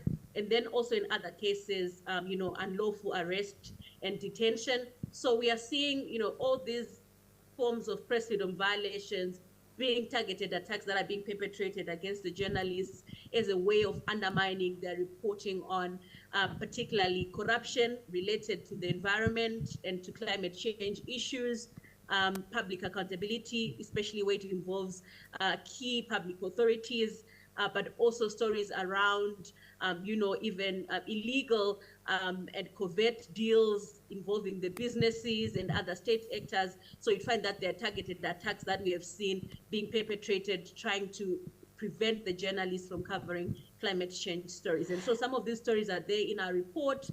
but also on our website in some of the statements that we publish as part of our work in monitoring and documenting press freedom violations. And tell me, Nompilo, I mean, something I always find interesting, is the media covering the attacks on other members of the media in their countries? Is that something, is that being highlighted in terms of the experiences? Yes, indeed. The media has been playing a very key role in terms of, reporting attacks against fellow journalists. But I would say most of the reportage has also been from civil society organizations. So there are several sub-regional actors across sub-Saharan Africa that are undertaking media monitoring work. For example, in South Africa, you'd think of Media Monitoring Africa, but you'd also think of Campaign for Free Expression. You would think of SANEF. So I think mainly also it has been the civil society actors, but we are seeing a key role being played, particularly by the editors forums and also the journalist association. So there've been attempts to really, increase the presence and the voice of the journalists themselves in reporting attacks against them. But in terms of, the documenting, particularly, key methodologies around documenting the press freedom violations, I think it has been mainly civil society organizations. And just, I've got a lot of different questions, but just one thing I wanted to touch on is, do you have any sort of good examples or advice in terms of, for newsrooms wanting to cover, to really engage on environmental climate change stories, to call the lies, what have you seen in terms of building resilience and capacity in different newsrooms that have been seen to work? So I think one of the key issues I would highlight really is the issue of funding support to cover climate and environmental issues. And I think this is something that Chris also mentioned. The media is already battling with so many issues in terms of media sustainability. You'd find this has stemmed from different developments, including the adoption of technology. You'd find the increase in citizen journalism, and then the dwindling advertising revenue. The media is already battling with so many issues in terms of its sustainability, and you'd find that in terms of allocation of resources, climate and environment is one of the bits that is not getting much attention. So in terms of building resilience, definitely I think there's a need particularly to improve in terms of funding initiatives. There are so many initiatives that are there from international partners, including funding journalists to participate in the upcoming COP30. So you'd find that in terms of building resilience, I think there's a need to anchor the resilience around sustainability of the media outlets themselves. How do we ensure continuity? How do we ensure that there is enough human resource within the newsroom to cover climate change stories? So that's one of the issues I would highlight. But then, of course, addressing also an issue that Chris raised around the knowledge gap. I think also the need to foster partnerships between the media outlets and scientific institutions and environmental groups or environmental organizations.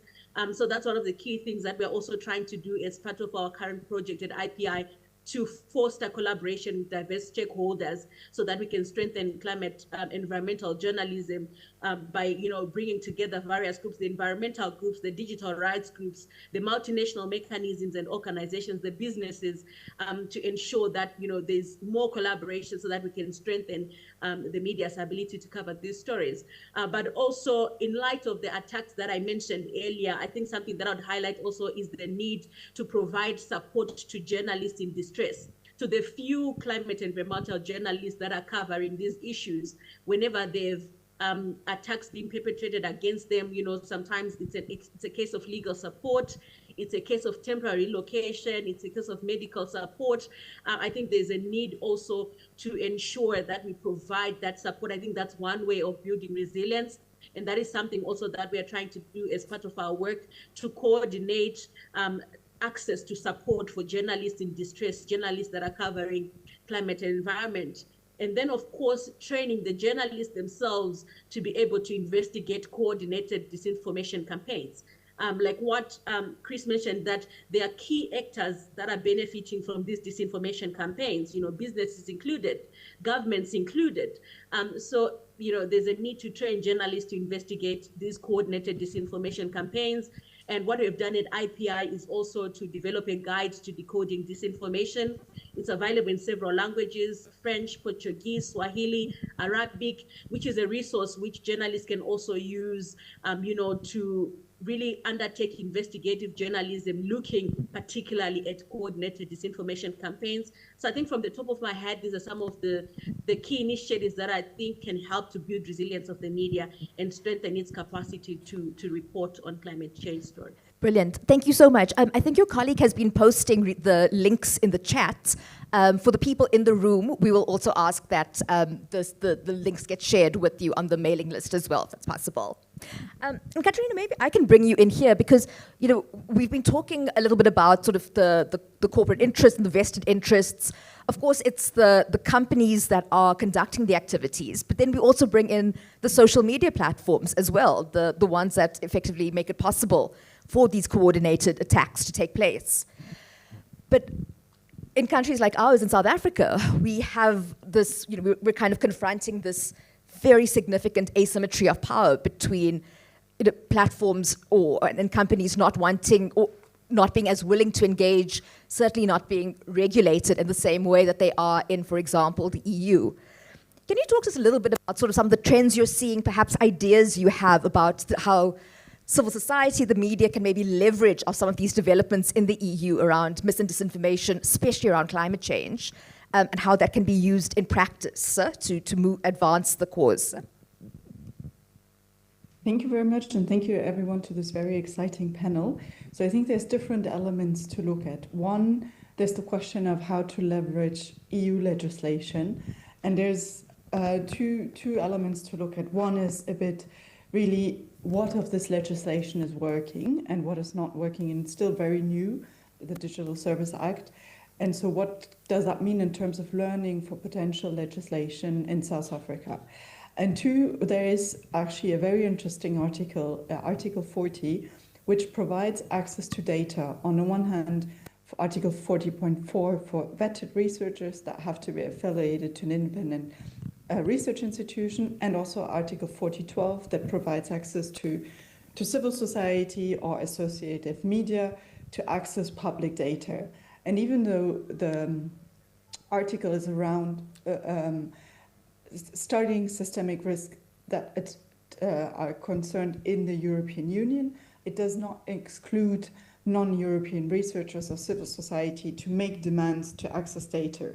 So it is something that should really be explored by journalists, by civil society, to see how they can use this European legislation to access data about the social media platforms and their behavior, because only through that can we actually study really in depth how these attacks work, how this information is spreading, what effect it has, how it is targeted. So it's the delegated act that defines how to make these demands was just published. So it's really the moment where researchers, civil society has to get together and use it and set a precedent that even though it's a legislation that only concerns the European Union, it can also be leveraged by researchers outside of the European Union. And I think there's another important element. We see that, for example, Brazil has tried several times to implement legislation on social media platform and has faced heavy attacks by the social media companies. Canada had the same issue when they implemented legislation on fair compensation. So there's a real need also to create solidarity among the states that have democratic institutions that want to impose democratic rules on the social media platforms. So I think there's also work to be done by civil society in the different countries to push their governments to be solid with each other and to promote legislation at a more worldwide level. Yeah, thank you so much for raising that. Because, I mean, it is so striking to me that these kinds of frameworks. We know that African countries are amongst the most vulnerable to climate change, towards to many of these attacks. And yet, this kind of the disjunct in terms of the way in which different countries have access to fundamental information that affects them, and that in terms of that asymmetry. I mean, you've been working around advocacy around initiatives like the G20, but so many others for many years. where have you found the leverage points, or where have you found maybe some unexpected allies to be able to, these conversations where it's felt like you're kind of knocking on a closed door for many, where have you found entry points that others may want to consider taking forward as well? That's a very tricky question. So I think there's, on the one hand, there have been some entry points in courts.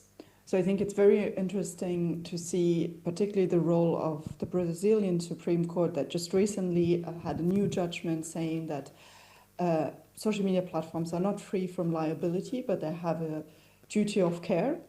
And they had some important rulings on other elements linked to social media. Similarly, in Europe, you had that. Now you've just talked about a South African ruling as well. So I think we shouldn't underestimate the rule of courts sometimes. Then there is also sometimes a political window for action, as has been taken, particularly under the previous European Commission government that put in place a range of legislation on AI, on social media, which is also currently the case with the current Brazilian government. So there's a need to be, for civil society to prepare that once there is an opening, we have the solutions, we have the advocacy ready, we can come and say these are the elements that you should implement. And then I think it's very important to work with some of the actors such as the independent institution, the media regulators, the data protection institutions that are pushing for these changes but don't always have the political capacity to implement it, but can prepare reforms that they can then be implemented once there is a political window. Thank you. And I'm going to open up for questions in a moment, but Lister, maybe I can come to you just specifically looking at the role that social media platforms are having in terms of the dissemination of climate change disinformation. I mean, there's been a worry since kind of government, certain elections and certain government changes from the beginning of the year, that we've seen quite a lot of clawback from the platforms themselves in terms of disinformation policies, in terms of their willingness to engage on these issues, especially in the States, and then, of course, the platforms affected by that. What are the trends we're seeing? What are the platforms doing about climate change disinformation? That's a very big question. So I don't know if I can respond to what platforms are doing about climate disinformation. As much as I would want to speak on their behalf, I would rather speak on what we are doing and what we can do about it. What do you want to see them doing? But yeah, and what we would like to see them doing exactly. But just maybe if I can speak to one trend that's increasingly being that we're seeing online, is a de-amplification of climate disinformation. So it's not necessarily take down, like, where the content is deleted, but where its reach, is minimized. It does help in terms of reach of that particular content, but it doesn't really do much in terms of addressing and making sure that that content isn't repeated or posted again. So we're seeing de-amplification from that. But also what we are seeing is that we know that many platforms don't have or have removed fact-checking mechanisms from the platforms. So we are seeing less and less of content that has been fact-checked, online. We know this. When you go to social media, you are either bombarded with content that is denying that climate change exists, or or content that is downplaying the severity or seriousness of climate change. So the social media platforms come in with the amplification of such content, but also the de-amplification of climate change or content that has been identified as climate change. We're also seeing, because obviously social media platforms are platforms where this content is, spread. So we know that because of the echo chambers that exist on social media, we're seeing, we know that social media. So if I can just maybe spend a little little bit of time just explaining about echo chambers and algorithms and how this contributes to perhaps amplifying climate change disinformation. So you and I, or as humans, we are more likely to connect with like-minded people, people who share our beliefs, or people whose beliefs align with our own beliefs. And this also, is being mimicked or is seen on social media. So you're seeing.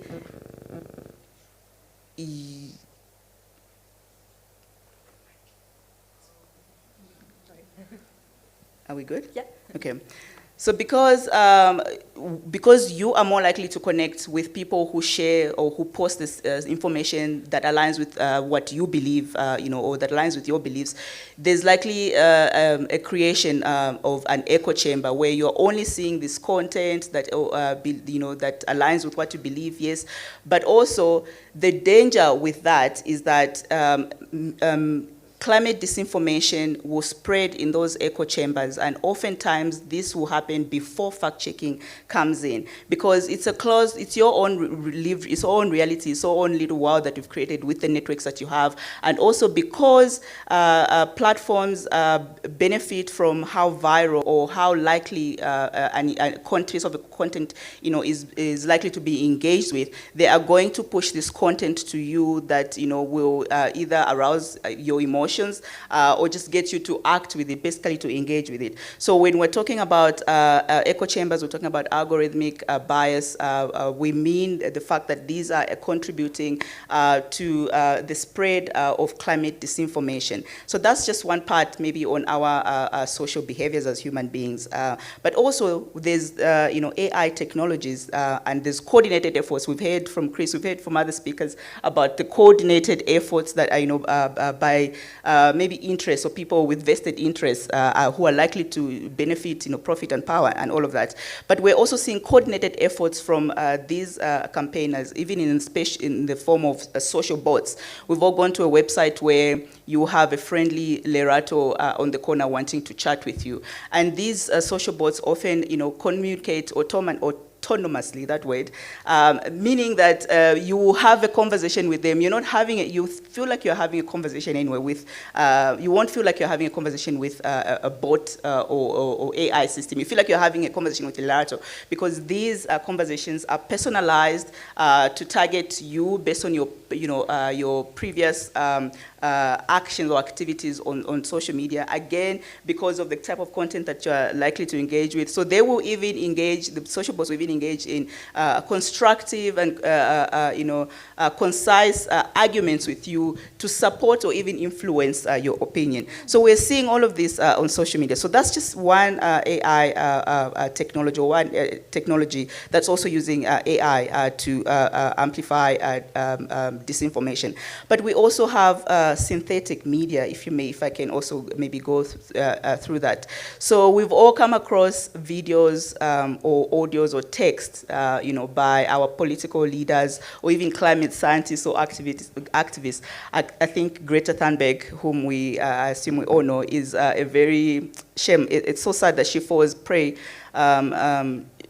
She's a target most of the time. So these memes about climate change, even just there are scientists who in the past maybe they've come forward to present evidence of how climate change is affecting us and solutions on how what can be done about it. The next time you see that person, you see a video of them saying something silly, and that is to discredit them, to discredit their reputation, so that next time you hear something real and scientific from them, you won't take it seriously. So synthetic media is also playing a very big role in spreading and even creating climate disinformation. Then we have large language models.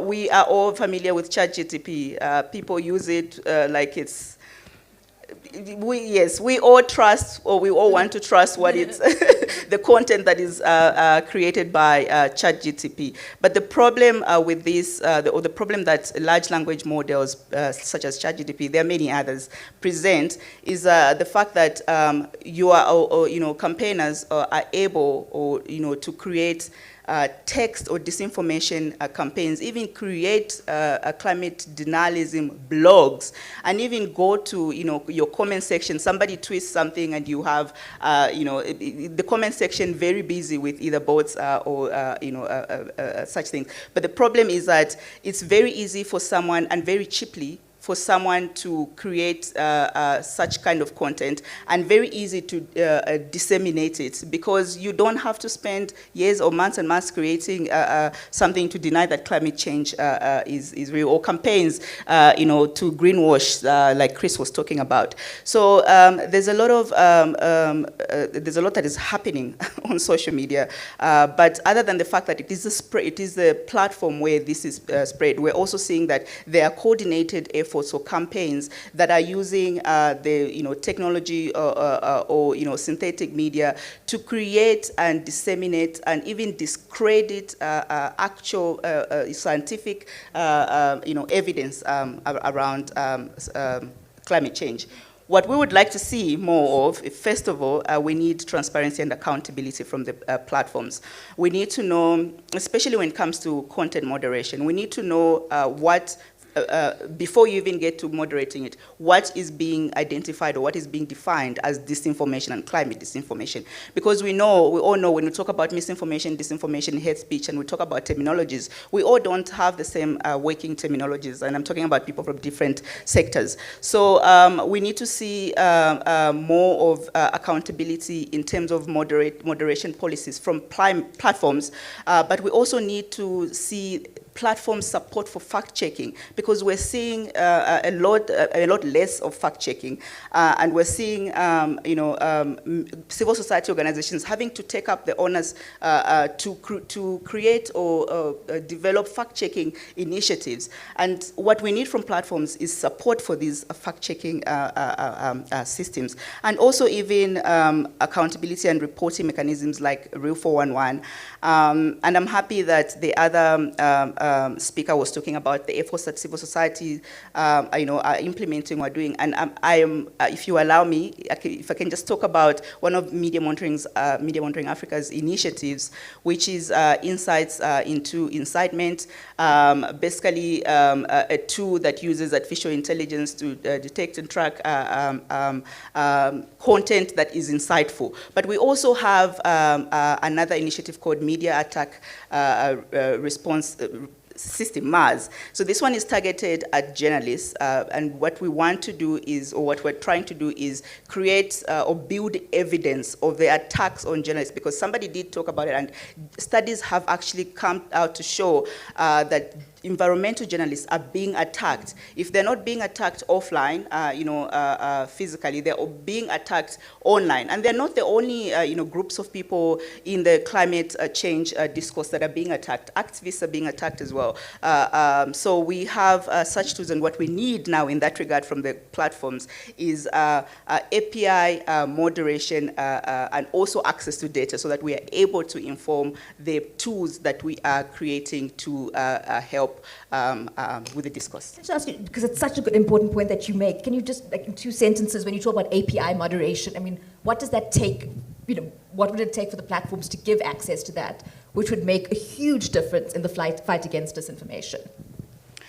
Thank you. So basically, API, without going into too much detail, API moderation systems. So these are basically systems that you can put in place to be able to moderate content online and on your website or on your platform. And with organizations such as Media Monitoring Africa that rely on data to be able to do our work. For instance, if I take an example of Real 411, we rely on people reporting data or content to that platform. Now, if we have access to platforms or to API moderation, that we have access to the data, it's very easy for us to I guess contribute to the solutions to this. The problem is that platforms are not very receptive when it comes to, even just when we talk about transparency, accountability. First of all, there's the way we engage us, the way we indulge us, but they're not very receptive, to engaging with civil society. And we need that, because if we're going, any action that you, for me at least, I believe that any action that you're going to implement, you need some sort of evidence. And what these tools do is that they act as, they build evidence, to be able to inform actions or policies around these issues. Brilliant. Katrina, I see your hand. Yes, thank you. I wanted to add something to what Lister just said about the problem of social media and talk about one issue that we haven't been raising today. So Lister correctly said that there's the problem of the engagement-driven business model of social media companies that pushes disinformation to get much more visibility.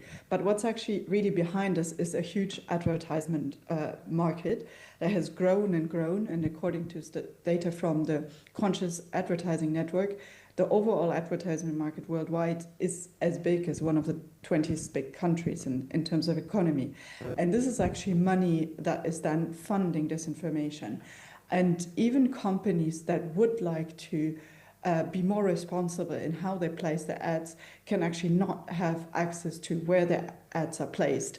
So it's a really opaque market where even a company, if they would like to know if all the websites, all the social media posts that are promoted through their sponsorship and through their advertisement are reliable information, are truthful sources, it's impossible to know. They don't have access to the data. We're speaking about thousands and thousands of websites.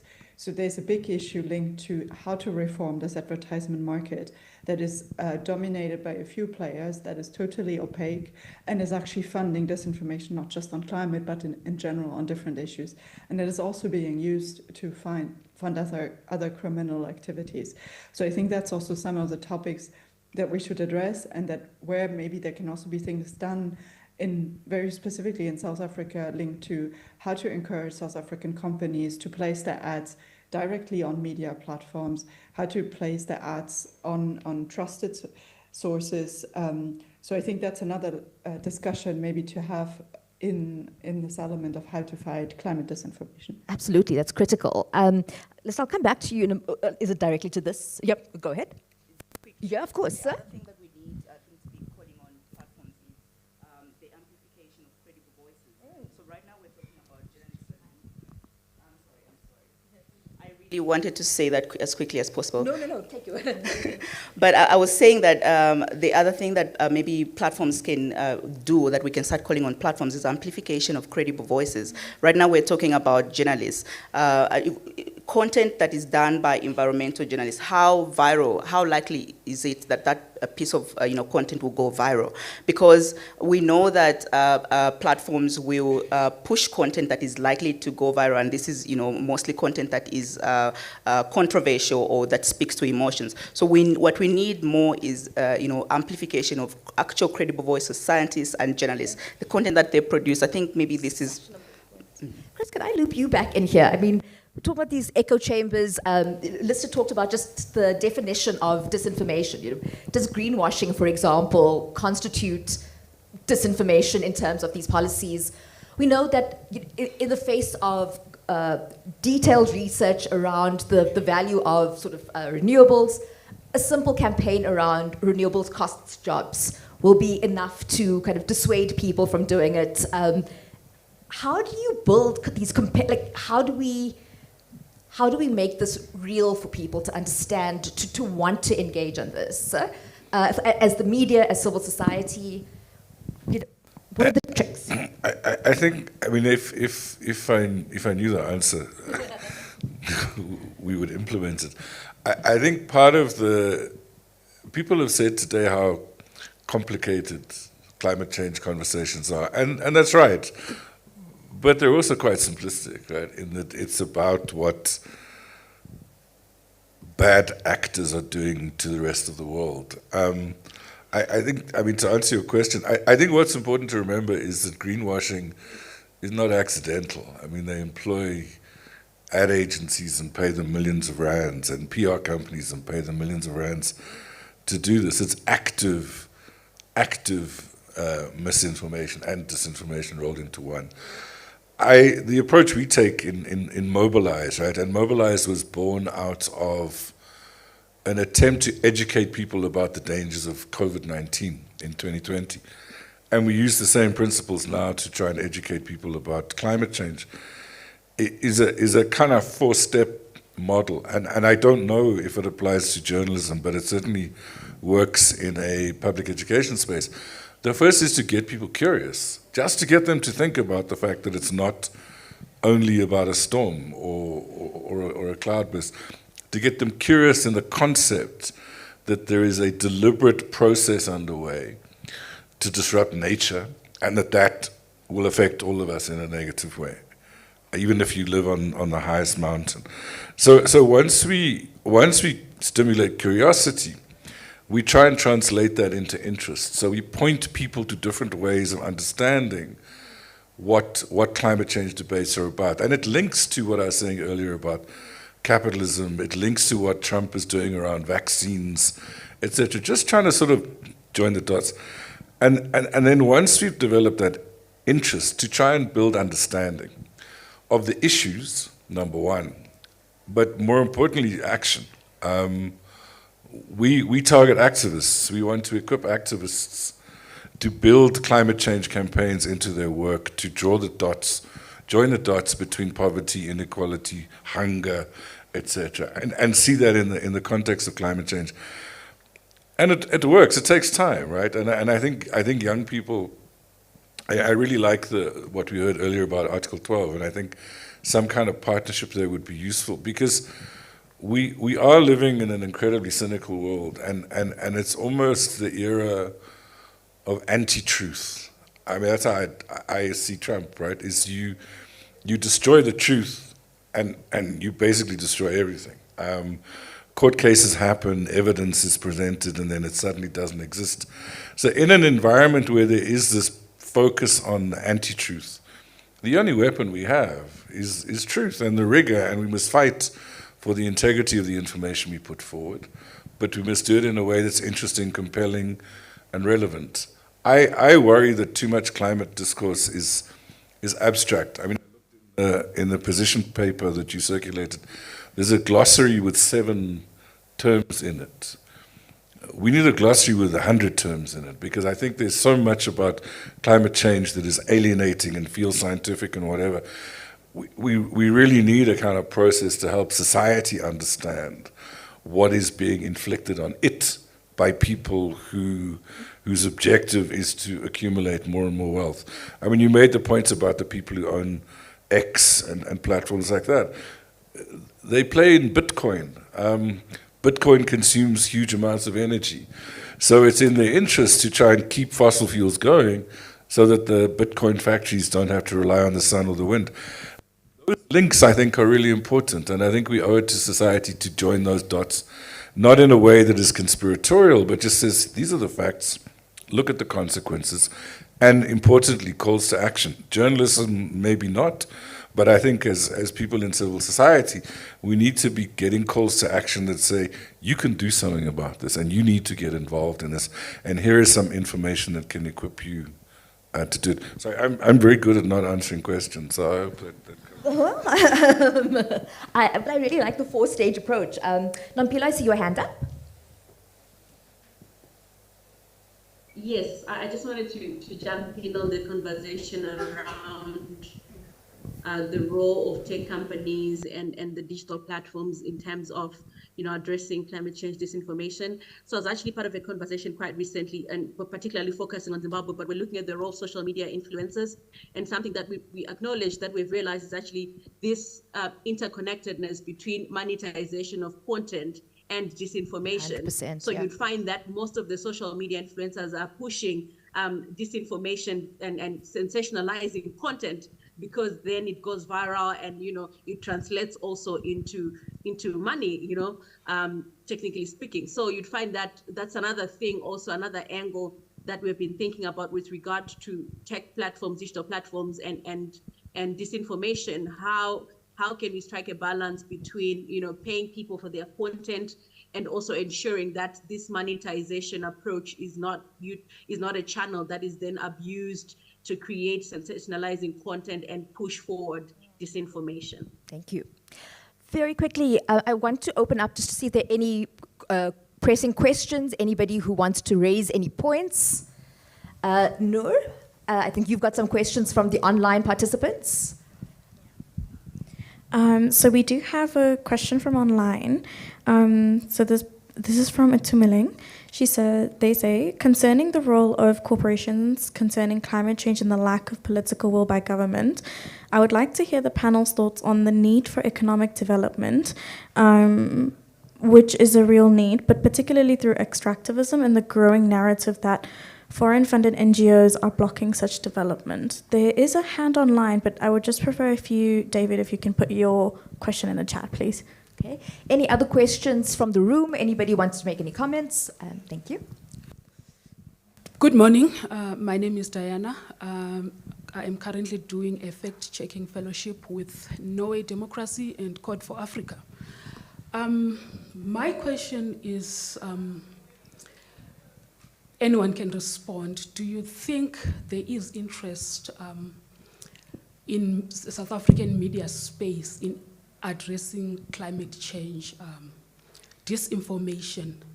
Reason being that in most workshops, we don't see, especially colleagues from the mainstream media. Is it because climate change is not breaking your story?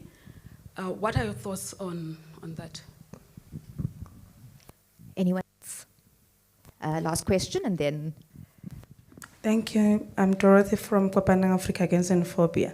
My question is, how can social media platforms be held accountable of misinformation and disinformation? Because people are being harassed on social media and all that. Yeah. Very big questions. So the question around sort of the targeting of foreign-funded NGOs, almost the discrediting of it. Katrina, Nampila, I wonder if you want to jump in on, kind of your experiences of people who are out there kind of trying to do good work and then being discredited for it.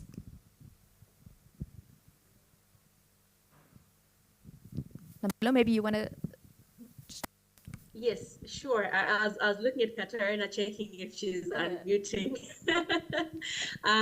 But yeah, I think this has been one of, quite an interesting narrative. And I think we've been seeing that particularly from authoritarian governments within the region. So I'm speaking particularly within the Sub-Saharan African region.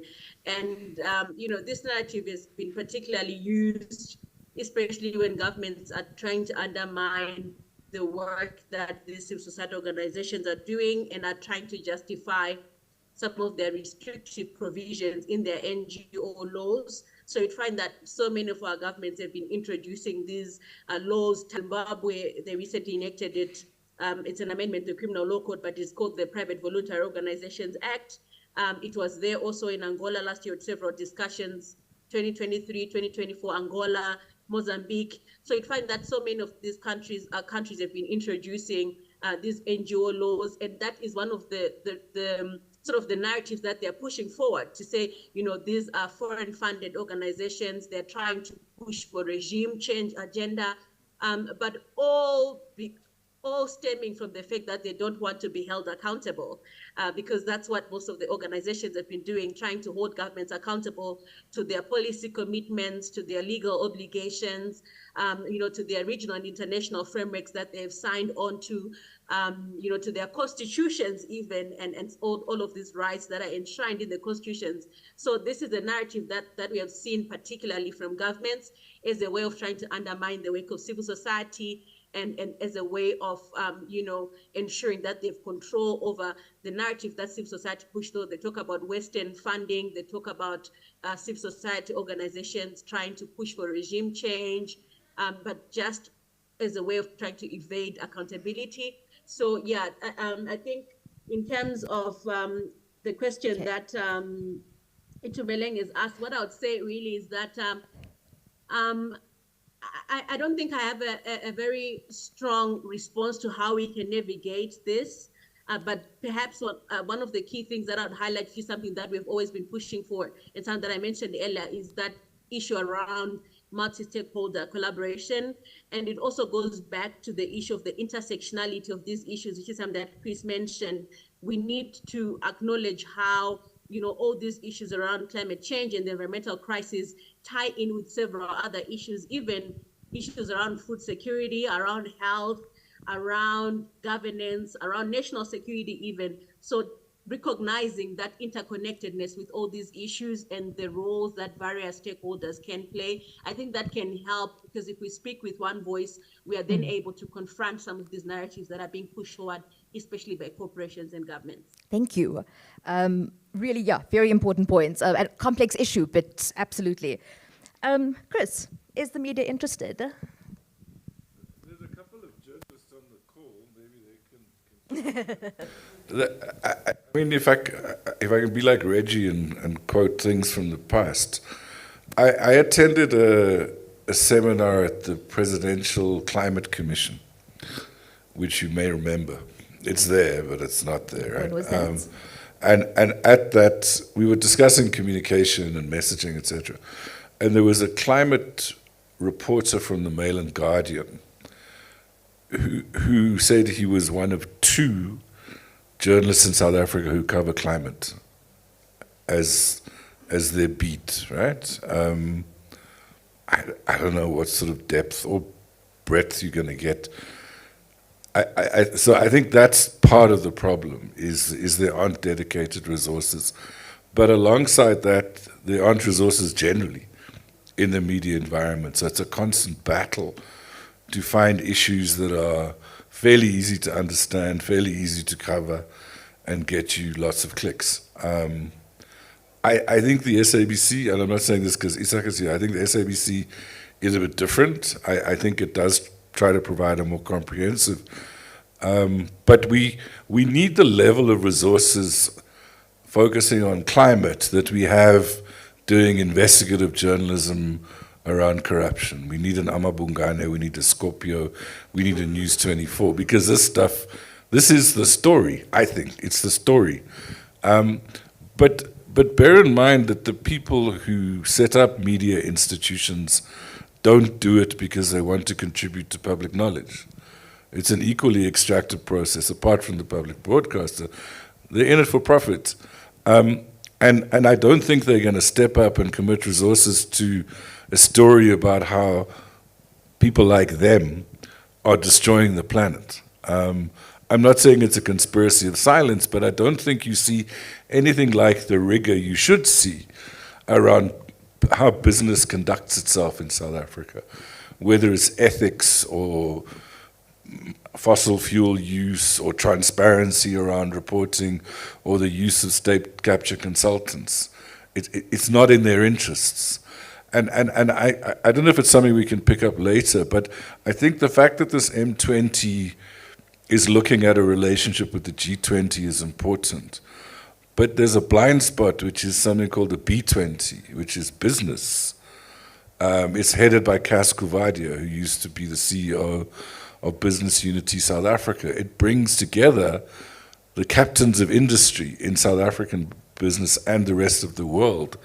Surely there's a need to target that forum too, in terms of climate change, but also in terms of investment in the quality of journalism. And I don't know where to take that idea, but I think focusing just on the G20 is a bit of a blind spot. I mean, there's more 20s, there's more than 2020s, right? There's Y20 for youth, there's L20 for labor, there's C20 for civil society, and it's busy eating itself, right, as is normal. Each of those forums, I think, should be addressing these issues, because the state of the media affects every segment of society. Coverage of climate change affects every sector of society. So if there's a way to kind of take these conversations into those forums too, maybe the composite effect will be good. Maybe it won't just be a line in a declaration, it might be some kind of program of action. Business should be told to to be clean, right, which is a huge ask, but it should also invest in the freedom of information. It should invest in freedom of expression. It should invest in the development of our democracy, because without our democracy, it wouldn't function. It would be run by the state, and I don't think they'd enjoy that. So I do think there are other lines for this this conversation to move. Again, that's your question. I will try and answer or respond to the two questions. The one about interest, whether there's interest in from media organizations or journalists in climate disinformation. There is interest because journalists are directly affected by climate disinformation. I think in the course of this today we've just talked about how environmental journalists are targeted. So they're very, they're directly affected by climate disinformation. So of course they have to be interested in the discussion or even in combating it because it affects them directly. But other than, affecting them as people directly, it also the fact that climate disinformation erodes trust in the media or in the public, less and less of trust in these institutions, including the media. That also just, should be enough to make the media interested in the conversation. But also we've, as Media Monitoring Africa, we've done research activities into how the media reports on climate change. And among the things that we found is the fact that climate change is reported as, event-based and not issue-based. So that's some of the things that we picked up. And I guess that speaks to the lack of resources in newsrooms. I don't want to delve into that discussion, but this is just something that we found. The actual reporting on climate change is not issue.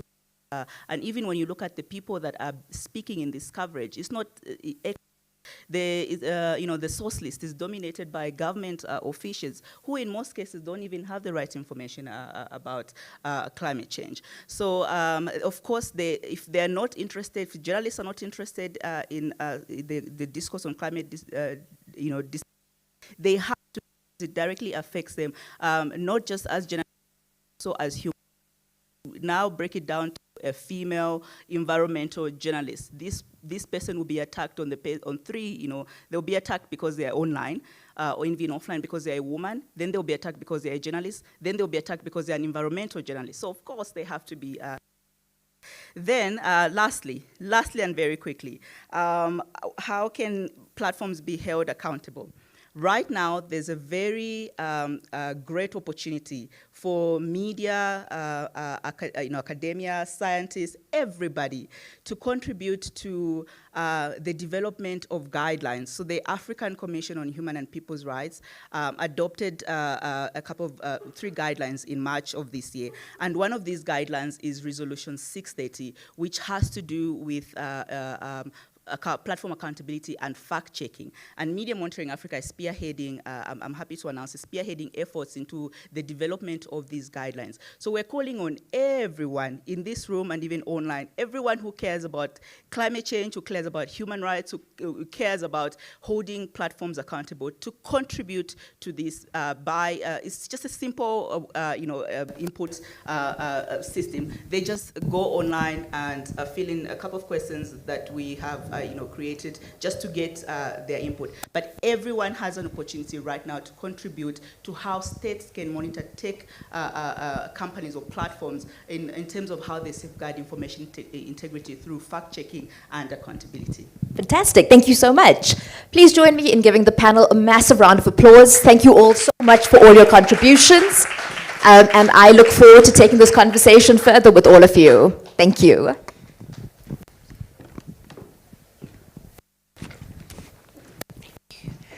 Thank you so much once again to our panel and our fantastic facilitator for taking us through really tackling some of those, some of the key challenges and the key discussion points that are at the forefront. And I would like to call up Itzhak Minard from SANEF as well to give us some closing remarks.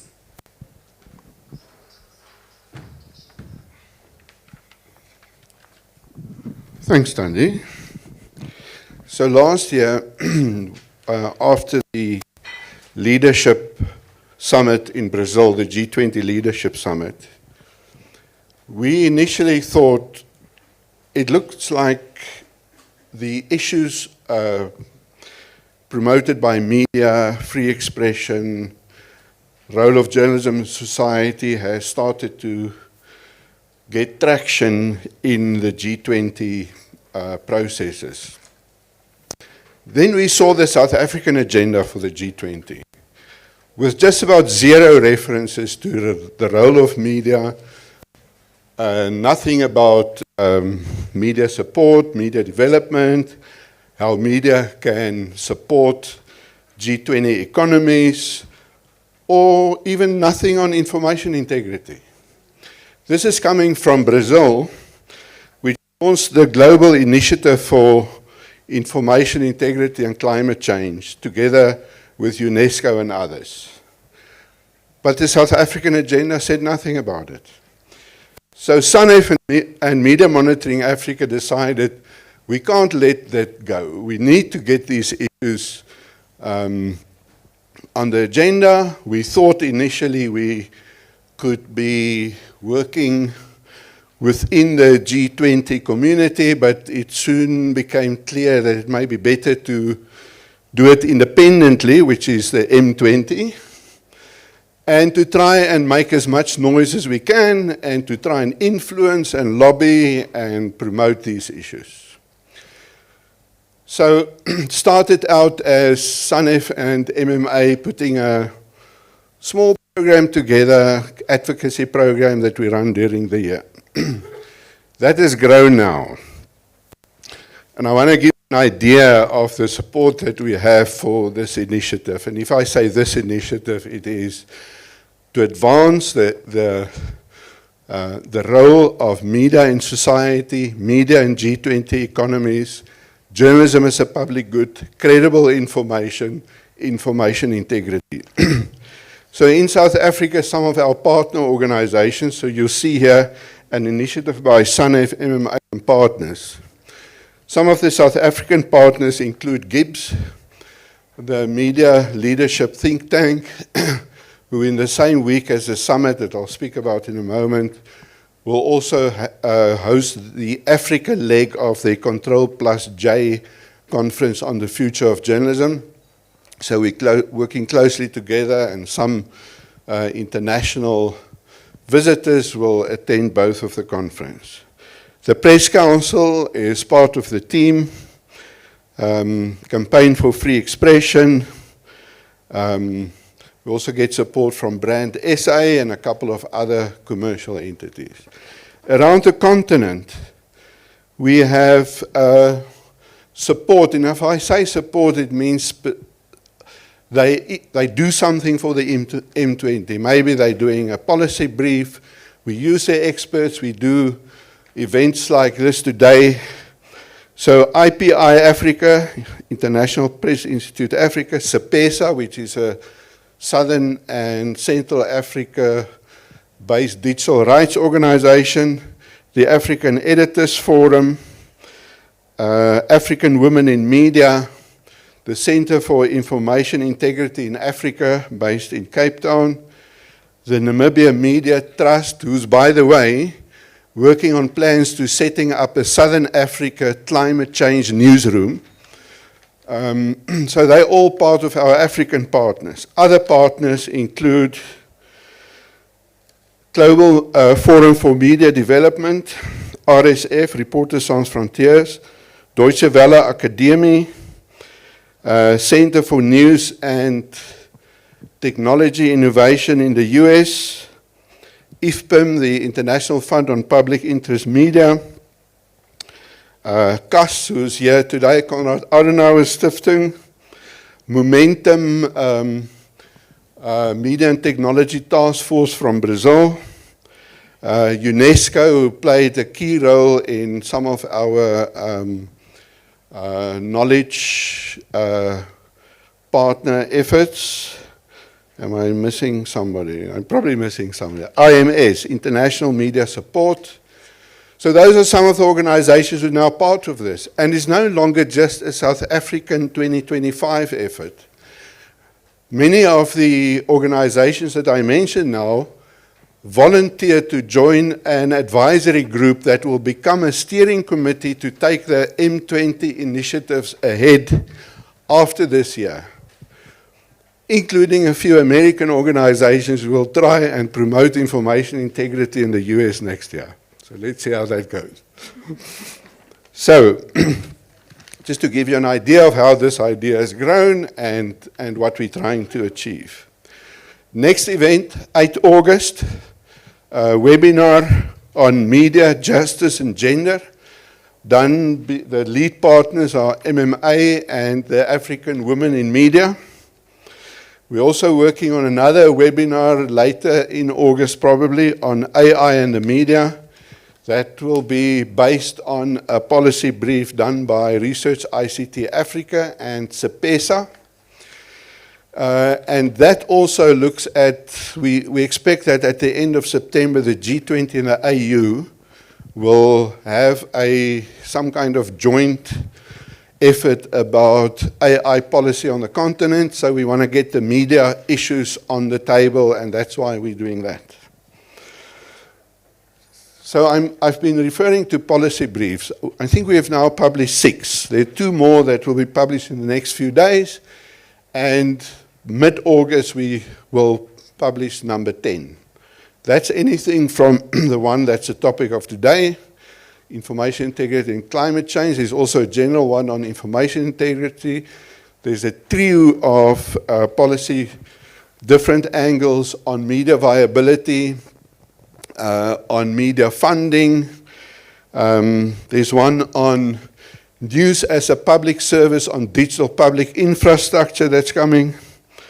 There's another one that's already up on copyright, and a couple of other topics. So our call is, we formatted these policy briefs so that it gives you a general overview of the issue. Very nice for any journalist to just go there and have your background already sorted.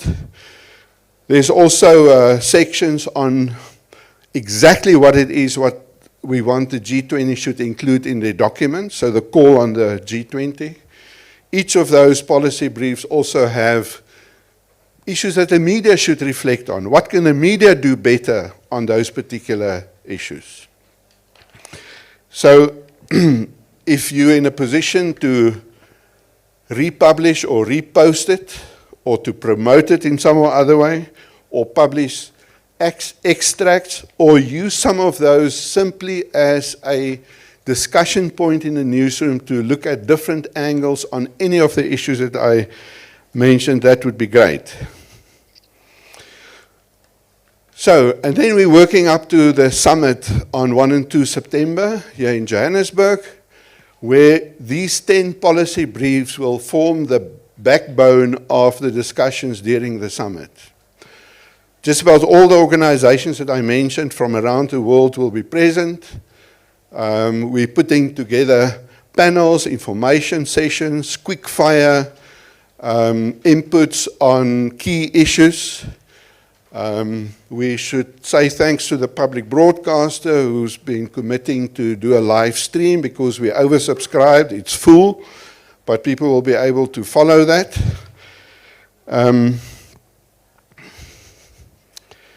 And I should say we're working with the B20, Chris, on having a joint event on the evening before, because we've been trying our best to reach out to all these Alphabet 20 organizations. I must say, not many of them have been very responsive, but we've had opportunities, for instance, to address the G20 Digital Economy Working Group on the issue of deepfakes and the role of the media to actually try and challenge and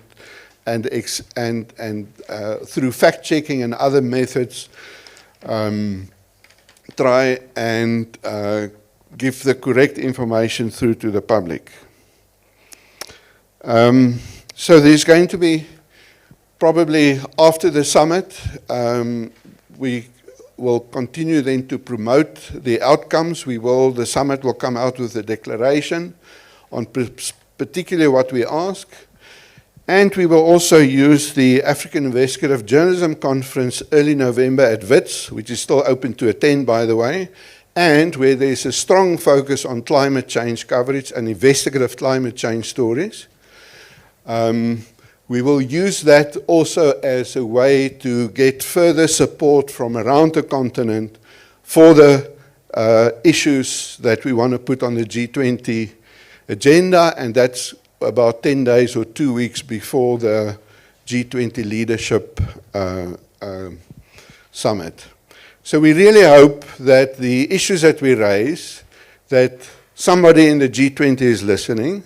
If you know about other ways that we can influence them, let's try and work together and do that. But I think you have an idea of what we're trying to do this year and beyond. Thank you. All right, thank you very much for that, Isak. And with that, I'd like to thank our partners for help make this event possible. Thank you to those who stuck through us for the session online, and thank you to those who attended in person. A special thanks to the Goethe Institute for hosting us this morning.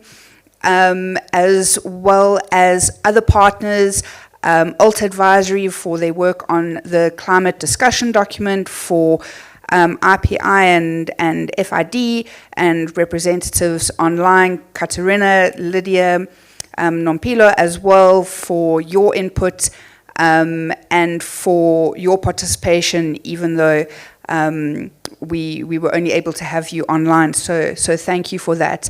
And thank you to the teams for making the logistics and the organizing for this event run as smoothly as possible. So please join us for some light refreshments outside.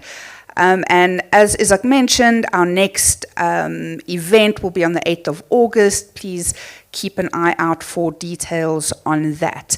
And with that, thank you very much.